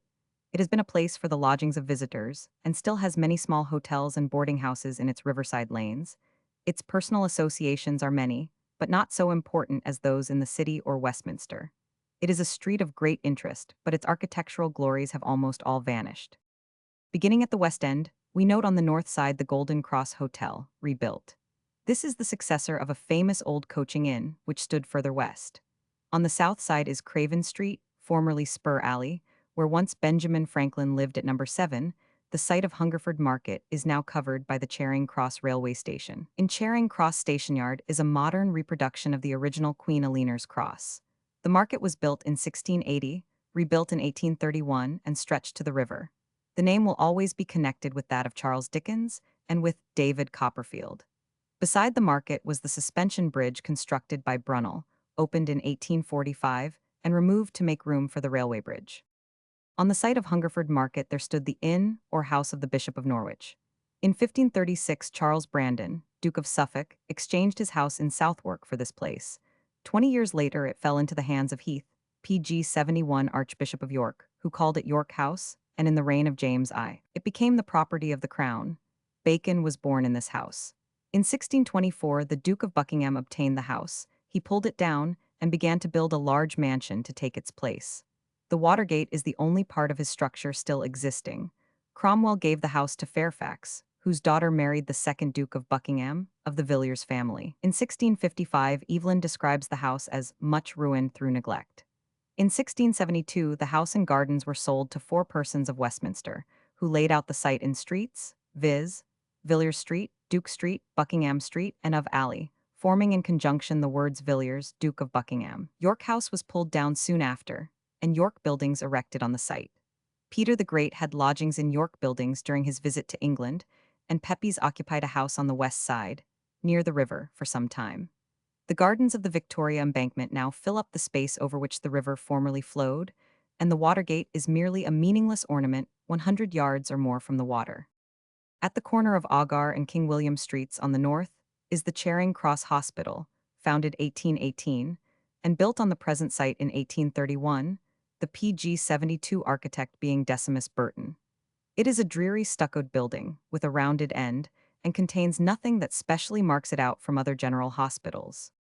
In Chandos Street, the highwayman Claude Duval was arrested, after which he was executed at Tyburn, 1669. There was an ancient hostelry called the Black Prince in Chandos Street, which is mentioned by Dickens. This was demolished to make way for the medical college. Opposite was the blacking shop, where Dickens spent a miserable part of his childhood. The next group of streets on the south side, namely John, Robert, James, and William Streets, was built by 4 brothers of the name of Adam, who gave their Christian names to their handiwork, and from whom this particular district was called the Adelphi, from the Greek word signifying brothers. The site was occupied by Durham House, a palace built by Anthony de Bec, Bishop of Durham in Edward I's reign. Bishop Tunstall in 1535 exchanged it with Henry Roman VIII for Cold Harbor and other houses in the city, and for a time it was frequented by royalty. The king gave a great tournament here on his marriage with Anne of Cleves. Proclamations of the jousts were made in France, Spain, Scotland, and Flanders. The young king, Edward Roman VI, granted the house to his sister Elizabeth for life. The PG 73 unfortunate Lady Jane Grey was married within the walls of Durham House to the son of Northumberland. When Queen Mary ascended the throne, she gave the palace back to Bishop Tunstall, but Elizabeth regarded it as one of the royal palaces, and after her accession bestowed it on Sir Walter Raleigh. In Aubrey's letters, Raleigh's occupation of the house is mentioned in a descriptive passage. Durham House was a noble palace. I well remember his, Raleigh's, study, which was on a little turret that looked into and over the Thames, and had the prospect which is, perhaps, as pleasant as any in the world.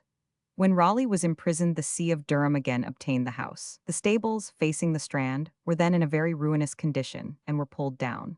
On their site was built an exchange, called the New Exchange, which obtained some popularity. This was erected partly on the pattern of the Royal Exchange, and was opened by King James I. This, Strype tells us, was for milliners, sempstresses, and other trades that furnished dresses. The place was opened in 1609 by James I and the Queen. It was called Britain's Bourse. It became fashionable after the Restoration, and, after a period of popularity lasting a little more than 50 years, it was taken down. Here Anne Clarges, daughter of John Clarges, a farrier of the Savoy, sold gloves, washballs, and powder. PG 74 she married General Monk and died Duchess of Albemarle.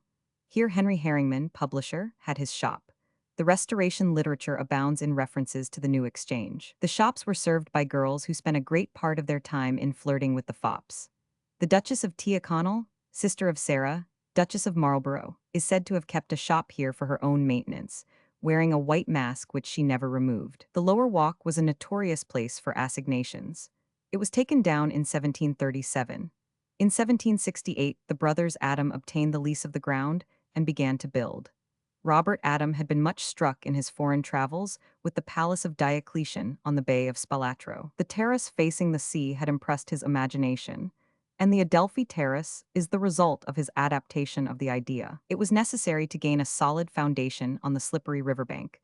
Therefore, the brothers designed the wonderful system of arches on which all the Adelphi precinct rests. On building their terrace, they had to encroach on the river and form an embankment, which was much resented by the Londoners. The center house in the terrace was taken by Garrick, who remained there until his death, about 7 years later. The arches were at first left open, but formed a refuge for the vicious and destitute, who made a regular city of the underground PG 75 passages.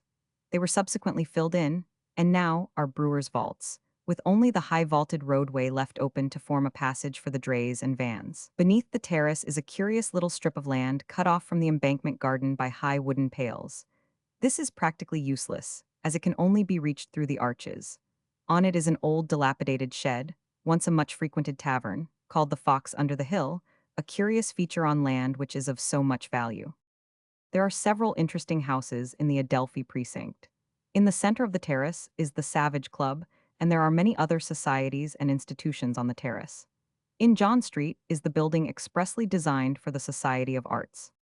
The work of the society is brought before the notice of the public by circular tablets, which are affixed to houses in London, which have formerly been the homes of men eminent in literature, science, or art.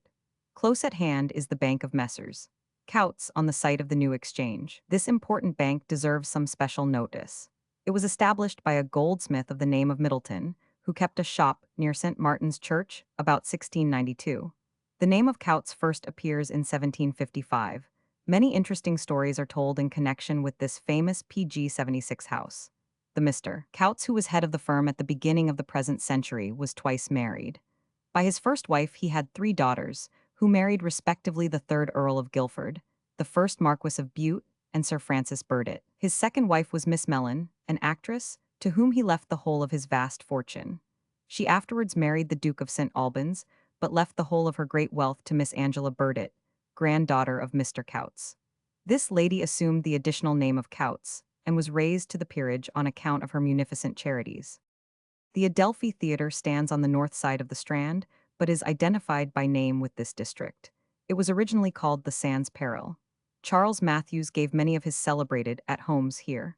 A few doors west is the Vaudeville. Ivy Bridge Lane, now closed, runs to the west of Salisbury Street. It is a narrow, dirty passage, and was named from a bridge in the Strand which crossed one of the numerous rivulets running down to the Thames. Pennant mentions a house of the Earl of Rutland's near this bridge. The Cecil Hotel is built over Salisbury and Cecil Streets, names that recall a mansion of Sir Robert Cecil, second son of Lord Burleigh, called Salisbury House. PG 77. Adjacent to this stood Worcester House. It was originally the town house of the Bishops of Carlisle. At the Reformation, it was presented to the Earl of Bedford, and known as Bedford House, until the owner built another house on the north side of the Strand. It then became the property of the Marquis of Worcester, and was known as Worcester House. Lord Clarendon lived here after the Restoration. At Worcester House, his daughter Anne was married to the Duke of York. Lord Clarendon left the house and went to live in St. James's Street. Worcester House was then used for great occasions. Here the Duke of Ormond, 1669, was installed Chancellor of the University of Oxford, and in 1674, the Duke of Monmouth Chancellor of the University of Cambridge. The Worcester House Conference was also held in the hall of this place. Beaufort buildings occupy a part of the site. The house itself was destroyed by the Duke of Beaufort. Exeter Street and Hall, north, preserve the name of Exeter House, built by Lord Burleigh. It was at first Cecil House, but on the succession of his eldest son, the Earl of Exeter, elder brother of Sir Robert Cecil, it became Exeter House. Afterwards the house was used by doctors of ecclesiastical law, etc., and later was converted into an exchange. At first designed for PG 78, the sale of fancy goods, but later famous for an exhibition of wild beasts. The body of Gay, the poet, rested in this exchange before being interred in Westminster Abbey. Exeter Hall was erected in 1830 for the purpose of religious meetings. Exeter Street will always be associated with the name of Dr. Johnson, who took lodgings here when he came up to London first, and dined at a neighboring cookshop for 8d. The Lyceum Theatre was designed by S. Beasley and opened in 1834. It will be always associated with the names of Sir Henry Irving and Ellen Terry. It stands on the site of the English Opera House, burnt down in 1830, which during many years was the home of a quaint convivial gathering called the Beefsteak Society, founded by Rich and Lambert in 1735. The members dined together off beefsteaks at 5 o'clock on Saturdays from November until the end of June. The gridiron was their emblem. Just before arriving at Wellington Street, there is a glimpse of green trees and of a brilliant bed of flowers, down a little narrow street on the south side of the Strand. Many people must have noticed these things. Few have had the curiosity to explore further. Yet it is well worthwhile to get down from omnibus or cab and venture into this little backwater of the Savoy. PG 79 between 11 and 1, and 2 and 4 o'clock every day the garden gate is open, and the verger is in the chapel, ready to answer questions. The little graveyard garden, with its waving trees, is a veritable oasis in the desert of brick and mortar, and the quaint chapel with its turret forms a suitable background. The precincts of the Savoy appertain to the Duchy of Lancaster, and as such are royal property. The reigning sovereign keeps up the place, and pays for choir and service. In former days, many irregular marriages were performed here, until the place gained a reputation second only to the Fleet Prison.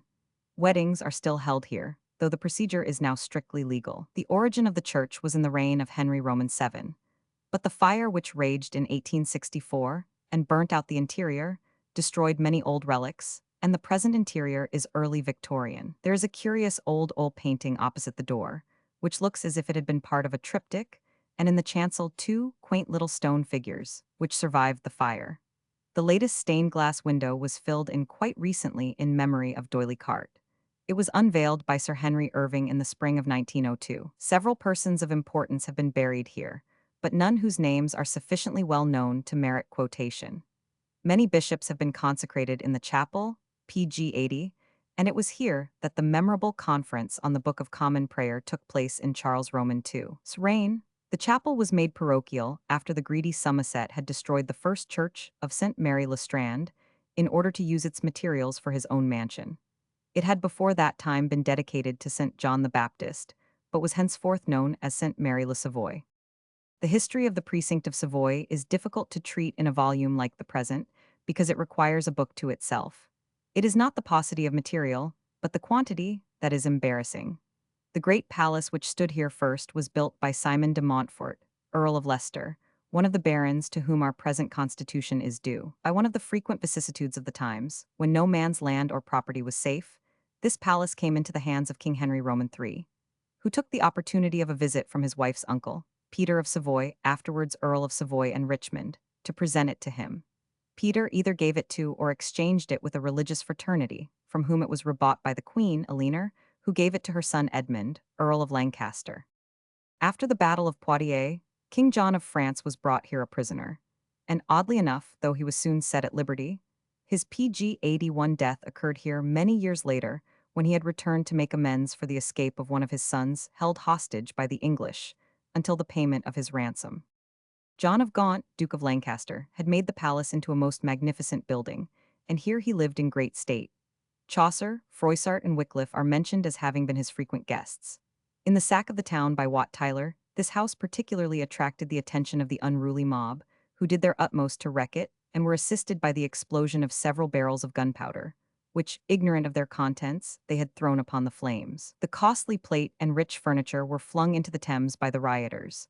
After this, it lay in ruins until King Henry Roman VII, himself a descendant of John of Gaunt, founded here a hospital for 100 poor people, but he hardly lived to see his project carried out.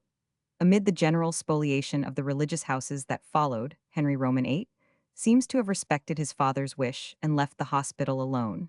It is described as a goodly building in the form of a cross. However, it was suppressed under Edward Roman VI and restored by Mary, whose maids of honor did with exemplary piety furnish it with all necessaries. Elizabeth laid hands on it, and later it seems to have been reserved for such nobles as had the favor of the PG 82 crown and the right of free quarters, something in the same way as Hampton Court is reserved at present. There is an illustration by Haller showing the Palace Hospital as it was in 1650. It is right on the water's edge, presenting a very solid line of wall to the river, pierced by 2 rows of small windows. In the upper stories the parapet is battlemented, and a square tower built over arches projects from the frontage. We have also a plan of about 100 years later, 1754, showing the congeries of buildings that then covered the precincts. The part near the river is marked dwellings. The ancient hospital has become barracks. There is a military prison at the west side, and churches of the German Calvinist, German Lutheran, and French persuasions are all within the walls. The present church in this plan is at the northwest end, and all the above-mentioned buildings are to the south and east of it, covering ground now devoted to offices and mansions. A good deal of the buildings was standing even at the beginning of the 19th century, when it was demolished to make way for the approaches to Waterloo Bridge. At the east corner of what is now Wellington Street stood Wimbledon House, built by Sir Edward Cecil, son to the first Earl of Exeter. It was burned down in 1628, pg 83. The great palace called Somerset House was at first built by the Protector Somerset, brother of Jane Seymour. He cleared away to make room for it the palace of the bishops of Worcester and Chester, the Strand Inn belonging to the Temple, and many other buildings. The cloister on the north side of St. Paul's containing the Dance of Death was demolished in order to find stones for the new building, which was unfinished when the Protector was beheaded in 1552. The architect is supposed to have been John of Padua. It is not, however, certain how far the place was completed at the death of the Protector. Elizabeth gave the keeping of the house to her kinsman, Lord Hunsdon. James called it Denmark House. Charles gave it to his queen, Henrietta Maria, and built a chapel for the Roman Catholic service. Some of the Queen's attendants are buried here. Their tombs are in vaults under the Great Square. A register of the marriages, baptisms, and burials which have taken place at Somerset House has been published by Sir T. Phillips. Here Henrietta appeared in a mask. Here died Inigo Jones. Here Oliver Cromwell's body lay in state. After the Restoration, Henrietta returned here for a time. Catherine of Braganza succeeded. Here the body of Monk, Duke of Albemarle, lay in state. And here, after Catherine left England, the place became like the Savoy, pg 80, for the favored residence of the poorer nobility. The old building was destroyed in 1775. In the new Somerset House, erected 1776-1786, architect Sir William Chambers, were for many years held the meetings of the Royal Society, the Society of Antiquaries, the Royal Academy of Arts, the Astronomical, Geological, and Geographical Societies. A great deal of public business is carried on at Somerset House. The east wing is occupied by King's College, founded in 1828. Opposite to Somerset House, a stream came down from the higher ground. It was crossed by the Strand Bridge. The waters flowed through the palace into the river. On the east side of Somerset House stood Arundel House, originally Bath's Inn, as the town house of the Bishop of Bath and Wells. In this house were set up the famous Arundel marbles. The Duc de Sully, who was lodged here during his embassy to England on the accession of James I, speaks of it as a most commodious house. Near Arundel House and Somerset House was an inn of chancery called Chester Inn. Among the buildings destroyed to make room for Somerset House was a small church dedicated to the Virgin Mary, and, according to some, to St. Ursula. The Duke of Somerset promised to build another for the people, but was beheaded before he could fulfill his promise. On the present pg 85 site of St. Mary's Church, and at the west end, stood a stone cross where the justices itinerant sat at certain seasons, and also on the site was the old Strand Well. The cross became decayed, and a maypole was erected either on its site or close beside it. The Puritans pulled down the maypole, but after the Restoration another and a much taller one, measuring in two pieces 134 feet, was put up by sailors under the direction of the Duke of York amid the rejoicings of the people. The maypole stood until 1713, when the remaining portion was carried away to Wanstead Park, where it was used for holding a telescope. The Church of St. Mary le Strand was built 1714-1723 by James Gibbs. It was the first of the 50 new churches ordered, not all built by Queen Anne, and it was at first called New Church. The style of the church has been vehemently abused, and yet it has grown in favor and has now many admirers. It is divided into two parts, of which the lower has no window, being built solid to keep out the noise of the street. The windows are in the upper part. The church within is nobly ornamented and is without galleries. Before the west end of the church was the first stand for hackney coaches. Around that area side they take their stand, where the tall maypole o'erlooked the Strand. And now, so Anne and Piety ordain. A church collects the saints of Drury Lane. pg 86. And again the poet asks, what's not destroyed by time's devouring hand? Where's Troy, and where's the maypole in the Strand? Mrs. Inchbald lived by the side of the new church in the Strand. The immense changes taking place in the Strand begin to be very noticeable opposite Somerset House. At the time of writing, a few houses at the corner of Wellington Street are still standing, but will soon disappear. On the south side of the Strand, just beyond the east end of St. Mary's Church, is a narrow entry called Strand Lane. This was formerly Strand Bridge, over one of the rivulets running down to the Thames, and later it still retained the same name, meaning the bridge or landing stairs at the river end. Some way down this lane, there is a notice pointing out a Roman bath which is still in existence and well worth seeing. The bath now belongs to Messrs. Glave, Drapers in New Oxford Street, and is open free of charge for anyone to inspect between 11 and 12 o'clock on Saturday mornings. It is a rough vaulted chamber, which has wisely been left without any attempt at decoration, and the bath itself measures about 6 yards by 1.5.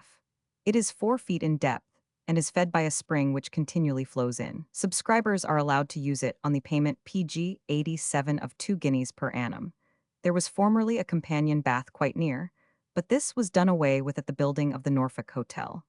The slabs of white marble, which form the pavement of the existing bath, were taken from it. It is curious that such a relic, computed to be perhaps 2,000 years old, should survive hidden and almost unnoticed, where so many buildings long anterior in date have utterly vanished.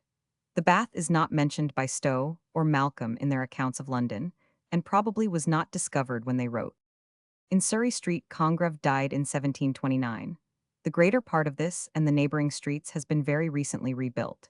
Huge modern red brick mansions, with all the latest conveniences of electric light and lifts, replace the old mansion which once stood here. These are carefully built and not unpicturesque. They are let in flats, and house a multitude of offices, clubs, etc. They are called by the names of the noble families who once lived here: Arundel House, Mowbray House, and Howard House. In Norfolk Street there are hotels and a small ladies' club, the Writers, the only women's club in London which demands a professional qualification from its members. Peter the Great lodged in this street, and William Penn, the Quaker, was at the last house in the southwest corner. PG 88.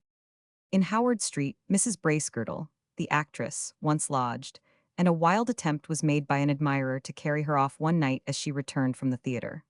The well-known duellist, Lord Mohun, took part in the outrage which ended in the death of the actor Mountford. Congreve was also a resident in Howard Street, removing afterwards to Surrey Street.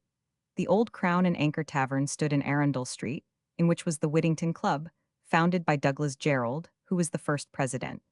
At the corner of Arundel Street is the depot of W. H. Smith and Sons, the largest book and newspaper business in the world, having the monopoly of the station bookstalls. St. Clement Danes Church, at the east end of the Strand, is said to have been so called because the Danes who remained after Alfred's final victory were made to live in this quarter. The church is of extreme antiquity. That which was taken down in 1680 was certainly not the earliest. In its churchyard lie the remains of King Harold. The new church was built by Edward Pierce, under the superintendence of Wren. The present tower and steeple were added by Gibbs. St. Clement's has long been famous for its bells, commented on in the children's game. Oranges and lemons. Say the bells of St. Clement's. PG 89. Oranges and lemons used to be distributed among the parish poor at certain seasons. The bells, 10 in number, still peal as merrily as of old. In the gallery, a brass plate with an inscription marks the spot where Dr. Johnson regularly sat in his attendance at service. The body of the church is filled with high old-fashioned pews, and the pulpit is a peculiarly rich bit of work attributed to Grinling Gibbons, though it does not altogether follow the usual type of his designs. Several monuments hang on the walls and pillars, but none of any general interest. In the church are buried Otway and Nathaniel Lee. The plate belonging to the church is very handsome and valuable, of silver, and some pieces date back to the time of Queen Elizabeth. The registers also commence at 1558 and contain several interesting entries. One of the earliest is the baptism of Robert Cecil, June 6, 1563, son of the High Treasurer, who was himself Prime Minister under Elizabeth and James I. Essex Street recalls the fascinating and unhappy Essex, favorite of Queen Elizabeth. Essex House was built on the above-mentioned piece of ground called the Outer Temple, which never belonged to the lawyers, but had been annexed by the bishops of Exeter in the reign of the second Edward. This was then known as Exeter House. It was sacked by the populace in the same reign, PG 90, and the unlucky prelate Walter Stapleton, who had taken the side of the king in his disputes with the queen, was carried off and beheaded. The house was rebuilt and continued to belong to the see until the reign of Henry Roman VIII, but it seemed to have some malignant influence, for nearly all its successive owners suffered some unhappy fate. Lord Paget, who occupied it during Henry Roman VIII's reign, narrowly escaped being beheaded. Thomas Howard, fourth son of the Duke of Norfolk, who succeeded, died in the Tower after many years of imprisonment. Dudley, Earl of Leicester, followed, and during his period of residence the house can claim association with the name of Spencer, who was a frequent visitor. Leicester escaped the malevolent influence of the house, which he left to his son-in-law, Robert Devereux, Earl of Essex. During the Earl's occupancy, the mansion went through some stormy scenes. It was here that he assembled his fellow conspirators, which he left to his stepson, Robert Devereux, to arouse the people to aid him to obtain possession of the Queen's person, but he found his popularity unequal to the demand. The people turned against him, and he was driven back to his own house, which he barricaded. But his resistance was useless. Artillery was employed against him, and a gun mounted on the tower of St. Clement's Church. He was forced to surrender, and being PG 91 found guilty of high treason, was executed. After the Restoration, the house was let in tenements. It was pulled down about the end of the 17th century, but the Watergate at the end of the street is said to have been a part of it. The street was built in 1862. Dr. Johnson established here a small club known as the Essex Head Club. The Essex Street Chapel, which was the headquarters of the Unitarians in London, was built upon part of the site of the house. Smith says it was part of the original building. The Cottonian Library was kept here from 1712 to 1730. A lecture hall now stands on the site of the chapel. The Ethical Society give lectures here on Sunday evenings. With Temple Bar the City of London, or, rather, the liberties thereof, begin, and it is here that on great state occasions the Lord Mayor meets his sovereign and hands to him the keys of the city. The first building on this spot was a timber house, but the exact date of its erection cannot be ascertained. It was probably put up for the decoration of a pageant, and, being found useful, was kept up. The gate has been often taken to have been part of the defenses of the city, which it certainly was not, being protected or strengthened with neither moat nor drawbridge, nor being strong enough for the mounting of cannon. The bar, a simple arrangement of chain and rails, is PG 92 mentioned as early as 1301, but it cannot be ascertained that there was any building upon it. In 1502, the custody of the bar, together with that of Newgate and Ludgate, is assigned to Alderman Fabian and others. In 1533, it would seem that a gate was standing here, because for the reception of Anne Boleyn Temple Bar was newly painted and repaired, whereon stood divers singing men and children. Again, in 1547, for the coronation of Edward Roman VI, the bar was painted and fashioned with battlements. In 1554, the new gates of Temple Bar were assigned to the custody of the city. Agaz's map shows the bar as a covered gate. The gateway was very cumbersome, blocking up an already narrow street. Among other ceremonies, it witnessed the progresses of Queen Elizabeth and Queen Anne, respectively, to return thanks in St. Paul's Cathedral, the one for deliverance from the Armada, and the other in gratitude for Marlborough's victories. Inigo Jones, when he was engaged upon the restoration of St. Paul's, was invited to furnish a design for a new arch. He complied, but his design was never carried out. It was engraved in 1727. The Great Fire was checked before it reached Temple Bar. In 1670, however, the old gate was removed and its successor built by Wren. The familiar gate, still, 1902, remembered by every PG 93 body who has reached manhood, was removed in the year 1878, and a monument with the city dragon, colloquially known as the Griffin, was put up on the site of the bar. The stones of the ancient building were preserved, and have been rebuilt in the park of Sir H. Mew at Cheshunt. One of the decorations of the later gateway consisted of iron spikes on which the heads of traitors were displayed, notably those of the men incriminated in the rebellions of the 18th century. When a high wind arose, these heads were sometimes blown down into the street below, a sight better to be imagined than described. From this circumstance, Temple Bar was sometimes called the Golgotha of London. Here we turn westward, and resume our perambulation in the part lying along the northern side of the Strand, which has not yet been described. The parish of St. Clement Danes has changed very greatly since ancient times, when a large part of it, stretching from Lincoln's Inn Fields to the Strand, was known as Fickett's Field, and was the jousting place of the Templars. This portion became gradually covered with houses and courts, which were at first fashionable dwelling places, and were associated with noble names. These degenerated until, at the beginning of the present century, a vast rookery of noisome tenements. PG 94, inhabited by the poorest and most wretched people, covered the greater part of the parish to the north of the Strand. The erection of the new law courts, 1868, entirely swept away numbers of these tenements and opened out the parish to the north of the church. The change thus effected paved the way for further reformation, and though the streets about the site of Clare Market are poor and squalid, they show a beginning of better things, and no longer own such an evil reputation as they did. Further north, beyond King's College Hospital, is Portugal Street, called by Stripe Playhouse Street. In the times of the later Stuarts, it was a very fashionable locality. It is said that women first performed on the stage in public at the King's Theatre in this street. The players were often patronized by peppies. In 1717, the first English opera was performed here, and in 1727, the Beggar's Opera was produced with unprecedented success. But in 1835, the theatre in Portugal Street was taken down to make room for the enlargement of the museum belonging to the College of Surgeons. Portsmouth Street contains a quaint, low, red-tiled house purporting to be the old curiosity shop of Dickens' novel. The Black Jack Tavern, of some notoriety, stood here. It was the resort of the actors and dramatists of the adjacent PG 95 theatre, and was the scene of a famous escape of Jack, shepherd from the Bow Street officers. It is said to have been a meeting place of the Cotto Street conspirators.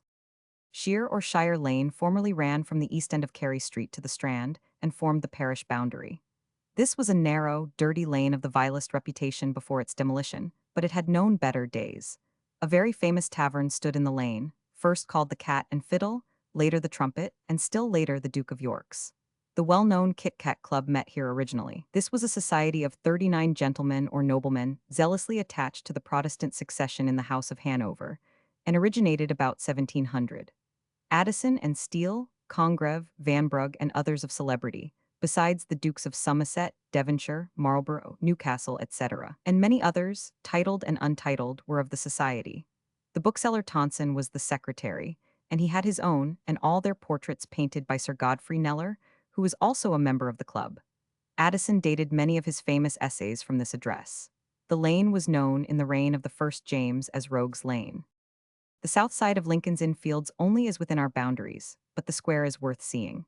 It is the largest in London, and was PG 96 partly designed by Inigo Jones, who built the west side, called the Arch Row. The east side was bounded by the garden wall of Lincoln's Inn, on the north was Holborn Row, the south side was Portugal Row.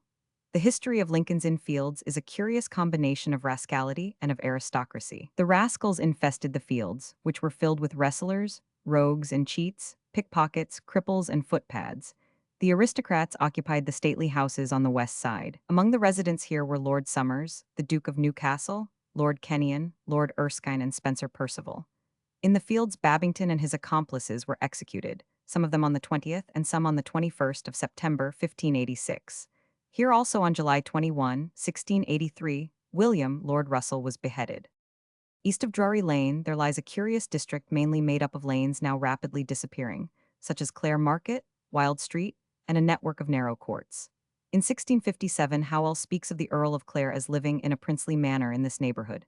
It was in Clare Market that Orator Henley had his chapel. The market was one chiefly for meat, and the shops and sheds were mainly occupied by butchers. Dr. Radcliffe frequented a tavern in this place, and Mrs. Bracegirdle, the actress, used to visit the market in order to assist the poor basket women.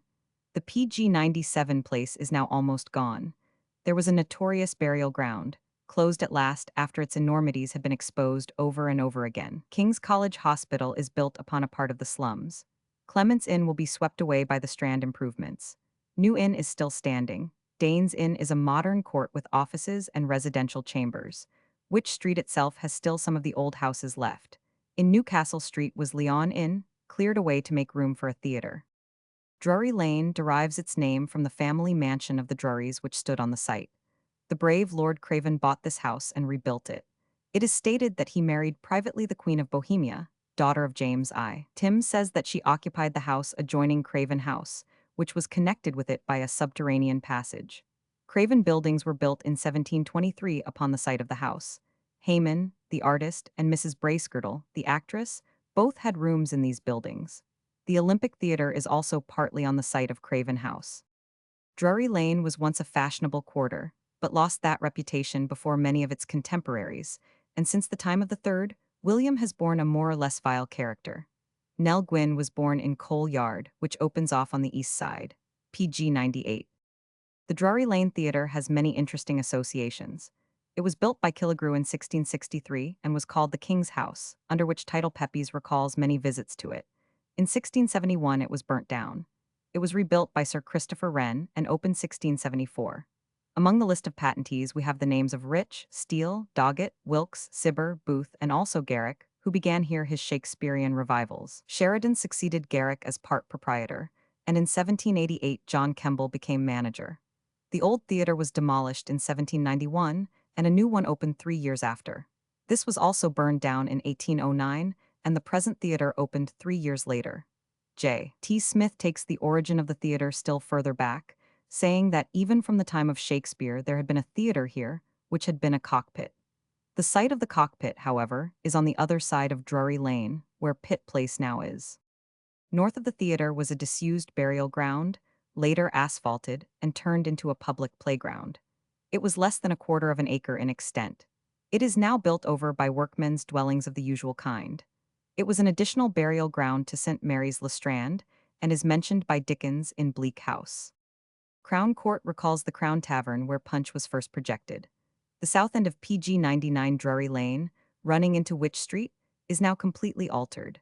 New Inn and Booksellers Row, otherwise Holywell Street, are wiped off the map, and the semicircular arm of the Great New Street connecting Holborn and the Strand will come out near St. Clement's Church. The name Holywell referred to a holy well which stood on the spot.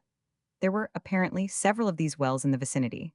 One was on the site of the Law Courts, Times, May 1, 1874. The street was a survival of old London, with its houses picturesquely old, with pointed gables, and it is a cause for regret that it had to go down in the march of modern improvements. See frontispiece. Butcher Row ran round the north side of the church. It was so named from a flesh market established here by Edward I. Numerous small courts opened off in the north side. Among these were Hemlock, Swan, Chair, Crown, and Star courts. The Row and its vicinity had for many years a notoriously bad reputation. One of the courts off Little Sheer Alley was Boswell Court, not, as some have imagined, called after Johnson's biographer. This court was at one time a very fashionable place of residence. Lady Raleigh, the widow of Sir Walter, lived here for 3 years. In Butcher Row the houses were picturesque, of timber and plaster. In one of them the great de Rosny, afterwards Duc de Sully, lodged for one PG 100 night when he came to England as the French ambassador. Turning westward, we see what is left of Newcastle Street, which was named after John Halls, Duke of Newcastle, who owned the ground, 1711. The work of demolition is going on as far as Catherine Street, where the Gaiety Theatre still stands, though not for long, for the second great scimitar sweep of the new street will join the Strand here. The parish of St. Paul's lies like a leaf on the parish of St. Martin's in the Fields, by which it is wholly surrounded. Its southern boundary runs most erratically, zigzagging in and out across the streets which connect Maiden Lane and Henrietta Street with the Strand. The eastern line keeps on the east side of Bow and Bridges Street. The north passes along the north side of Hart Street, and the west cuts across the east ends of Garrick and New Streets, keeping to the east of Bedfordbury. The name Covent is a corruption of convent, and is taken from the convent garden of the Abbey of Westminster, which was formerly on this site. It was written Covent, as taken from the French couvent, more immediately than the Latin conventus. At the dissolution of the monasteries, Westminster Convent Garden became Crown property. PG 101, in the first year of his reign Edward Roman VI, granted it to the Duke of Somerset. On the fall of that nobleman it reverted to the Crown, and in 1552 was granted to the Earl of Bedford with 7 acres, called Long Acre. The Earl of Bedford built a townhouse on his newly acquired property, and devoted himself to the improvement of the neighborhood. Though the parish is so small, it is full of interesting associations, chiefly of the last 2 centuries. Wits, actors, literary men, and artists frequented its taverns and swarmed in its precincts. The contrast between its earlier days, when it was a quiet retreat where the monks slowly paced beneath the sheltering trees, and its later vicissitudes, when the 18th century roisterers and gamesters made merry within its taverns, could hardly be more striking. The great square called the Market was laid out by the Earl of Bedford in 1631. The piazza ran along the north and east sides. The church and churchyard formed the west side. On the south was the wall of Bedford House, and by a small grove of trees in the middle stood a sundial. the place gradually grew as a market. In 1710, there were only a few sheds. In 1748, the sheds had become tenements, with upper rooms inhabited by bakers, cooks, and retailers of gin. The square itself is redolent of memories. When PG 102 first built it was one of the most fashionable parts of London, and the names of the occupiers were all titled or distinguished. We read among them those of the Bishop of Durham, Duke of Richmond, Earl of Oxford, Marquis of Winchester, Sir Godfrey Kneller, and the Earl of Sussex. The arcade, or piazza, as it was called, was a fashionable lounging place, and many foundling children were called piazza in its honor. One of the scenes in Otway's Soldier of Fortune is laid here, and also one in Wycherley's Country Wife. Sir Peter Lely had a house in the square, and this house was successively occupied by Sir Godfrey Kneller and Sir James Thornhill, Thames. Coffee houses and taverns abounded in and about the square. Of these, the most famous were Will's, Button's, and Tom's, well known by the references to them in contemporary literature. The first of these in point of time was Will's, which stood at the north corner of Russell and Bow Streets, CP 106. The Bedford Coffee House under the piazza succeeded Button's, or, rather, came into vogue afterwards when Garrick, Quinn, Foote, and others used it. The house stood at the northeast corner. It is described as a place of resort for critics. Everyone you meet is a polite scholar and critic. The merit of every production of the press is weighed and determined. Apparently a place where the Conversa PG 103 Tion was a continual attempt at smartness. It must have been most fatiguing. The weak point, indeed, of this public life was the demand it created for conversational display. The greater part of Johnson's pithy sayings were delivered in such a mixed company, and were prepared in sonorous English to suit the company. An article in the London Mercury, January 13, 1721, states that there were 22 gaming houses in the parish. Besides all these attractions, there was Covent Garden Theatre opened in 1733 by Rich, though the first patent had been granted to Sir William Davenant. In 1746, Garrick joined Rich, but at the end of the season left him for Drury Lane, taking with him all the best actors. In 1803, Kemble became proprietor and stage manager, but 5 years later the theatre was completely burnt. It was rebuilt under the directions of R. Smirke, and when reopened was the scene of a singularly pertinacious revolt. The prices had been raised in consequence of the improved accommodation, and the people in the pit banded themselves together under the name of old prices, and made such an intolerable uproar that the piece could not proceed. Smith says, the town seemed to have lost its senses. For weeks people wore OP hats and OP handkerchiefs, and interrupted every attempt to carry the play through. In the end a compromise was PG 104 made. In 1840 Charles Kemble left the theatre, and the building was leased to C. Matthews, Madame Vestris, and Macready. In 1847, it was opened as an Italian opera house after being almost rebuilt. It was again destroyed by fire in 1856, but the facade was saved with its bas-reliefs and statues by Flaxman and Rossi. These were placed on the present building designed by Bari, which was opened 2 years later. The Church of St. Paul, Covent Garden, was built by Inigo Jones in 1633 at the expense of the Earl of Bedford, consecrated by Bishop Juxon in 1638, destroyed by fire in 1795, rebuilt by John Hardwick in the place of the original building. And the story goes that when the architect heard the commission to build a church not much bigger than a barn, he replied it should be the handsomest barn in England. Buried here are Robert Carr, Earl of Somerset, Sir Henry Herbert and Samuel Butler, author of Hudibras, died 1680, Sir Peter Lely died 1680, whose monument was destroyed in the fire, Edward Kynaston, actor, Wycherley the dramatist, Grinling Gibbons died 1721, sculptor in wood, Susanna, Centlever, Dr. Arne, musician, died 1778, Charles Macklin, comedian, died 1797 at the age of 107, John Walcott alias Peter Pindar died 1819. The registers begin at 1615, and among the baptismal entries are the names of PG 105 Lady Mary Wortley Montagu, May 26, 1689, and Turner, the painter, May 14, 1775. The church is visible from the street on the east and the market on the west, but accessible only by a covered entry under the houses on the north and south. In Hogarth's picture of Morning, we get a glimpse of the old church before its destruction, with clock dial and tiled roof, not so very dissimilar from what it is at present. The election of members for Westminster formerly took place on a hustings before the church, when there were scenes of wild riot. The most memorable of these elections was that of Fox and Sir Cecil Ray in 1784. Bow Street, Covent Garden, was built in 1637 and named after its shape, that of a bent bow. It is remarkable for the number of well-known persons who have lived in it. It was one of the most fashionable streets in the metropolis, and Dryden wrote in the epilogue to one of his plays, "I've had today a dozen billet doux, from fops and wits and sits and Bow Street Bow."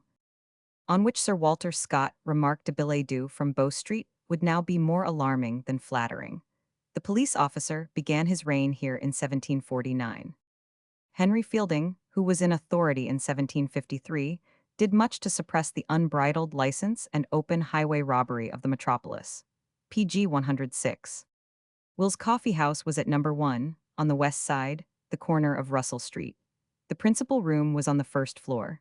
Dryden made the house the chief place of resort for the poets and wits of the time. After his death, Addison took the company across the street to Button's. Ned Ward's notes on Will's are not respectful. From thence we adjourned to the Wits' Coffee House.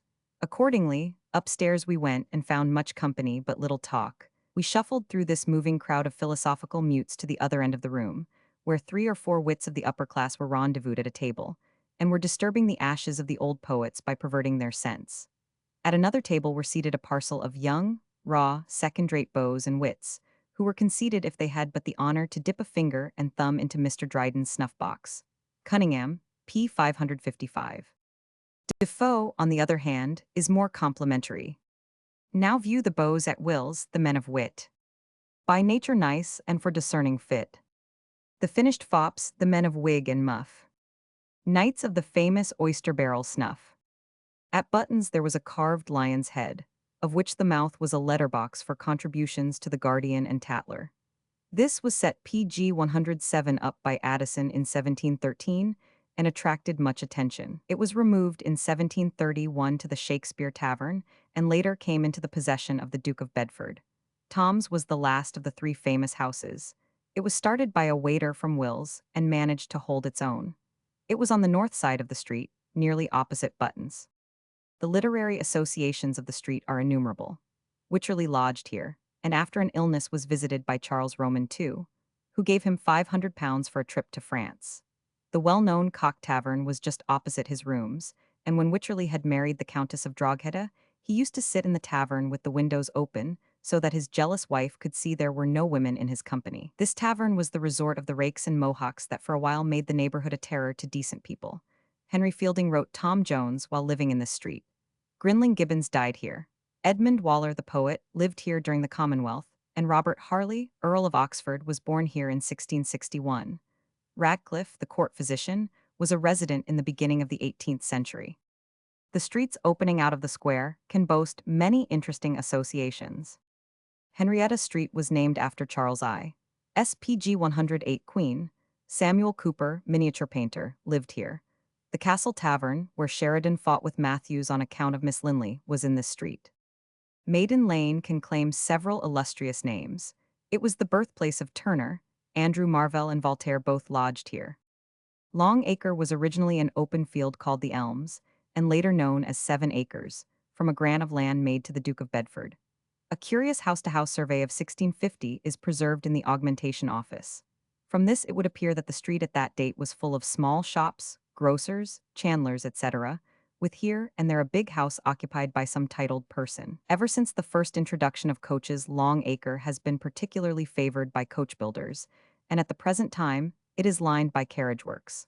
Long Acre was the scene of many convivial gatherings in the Hanoverian times. It can claim the first mug house, an institution which speedily became popular. Oliver Cromwell lived on the south side of Long Acre, and Dryden and Butler in Rose Street, a dirty little alley half destroyed by the building of Garrick Street. Here Dryden was set upon by 3 hired bullies at the command of Lord Rochester, who was insulted by some satirical lines which he attributed to the poet. PG 109. Garrick Street was built about 1864, and the club of the same name was founded for the patronage of dramatic art. St. Martin's Lane is one of the oldest thoroughfares in the parish. It was built about 1613 and was then known as West Church Lane. It ran right through to the front of Northumberland House, and prints are still extant showing the church peeping over the line of houses on the western side. St. Martin's Lane claims many celebrated names and was a favorite resort for artists. The house in which Inigo Jones lived is still pointed out, number 31 on the east side. Almost exactly opposite this is the public library, built at the same time as the municipal buildings. It contains a fine reference collection. See also P21.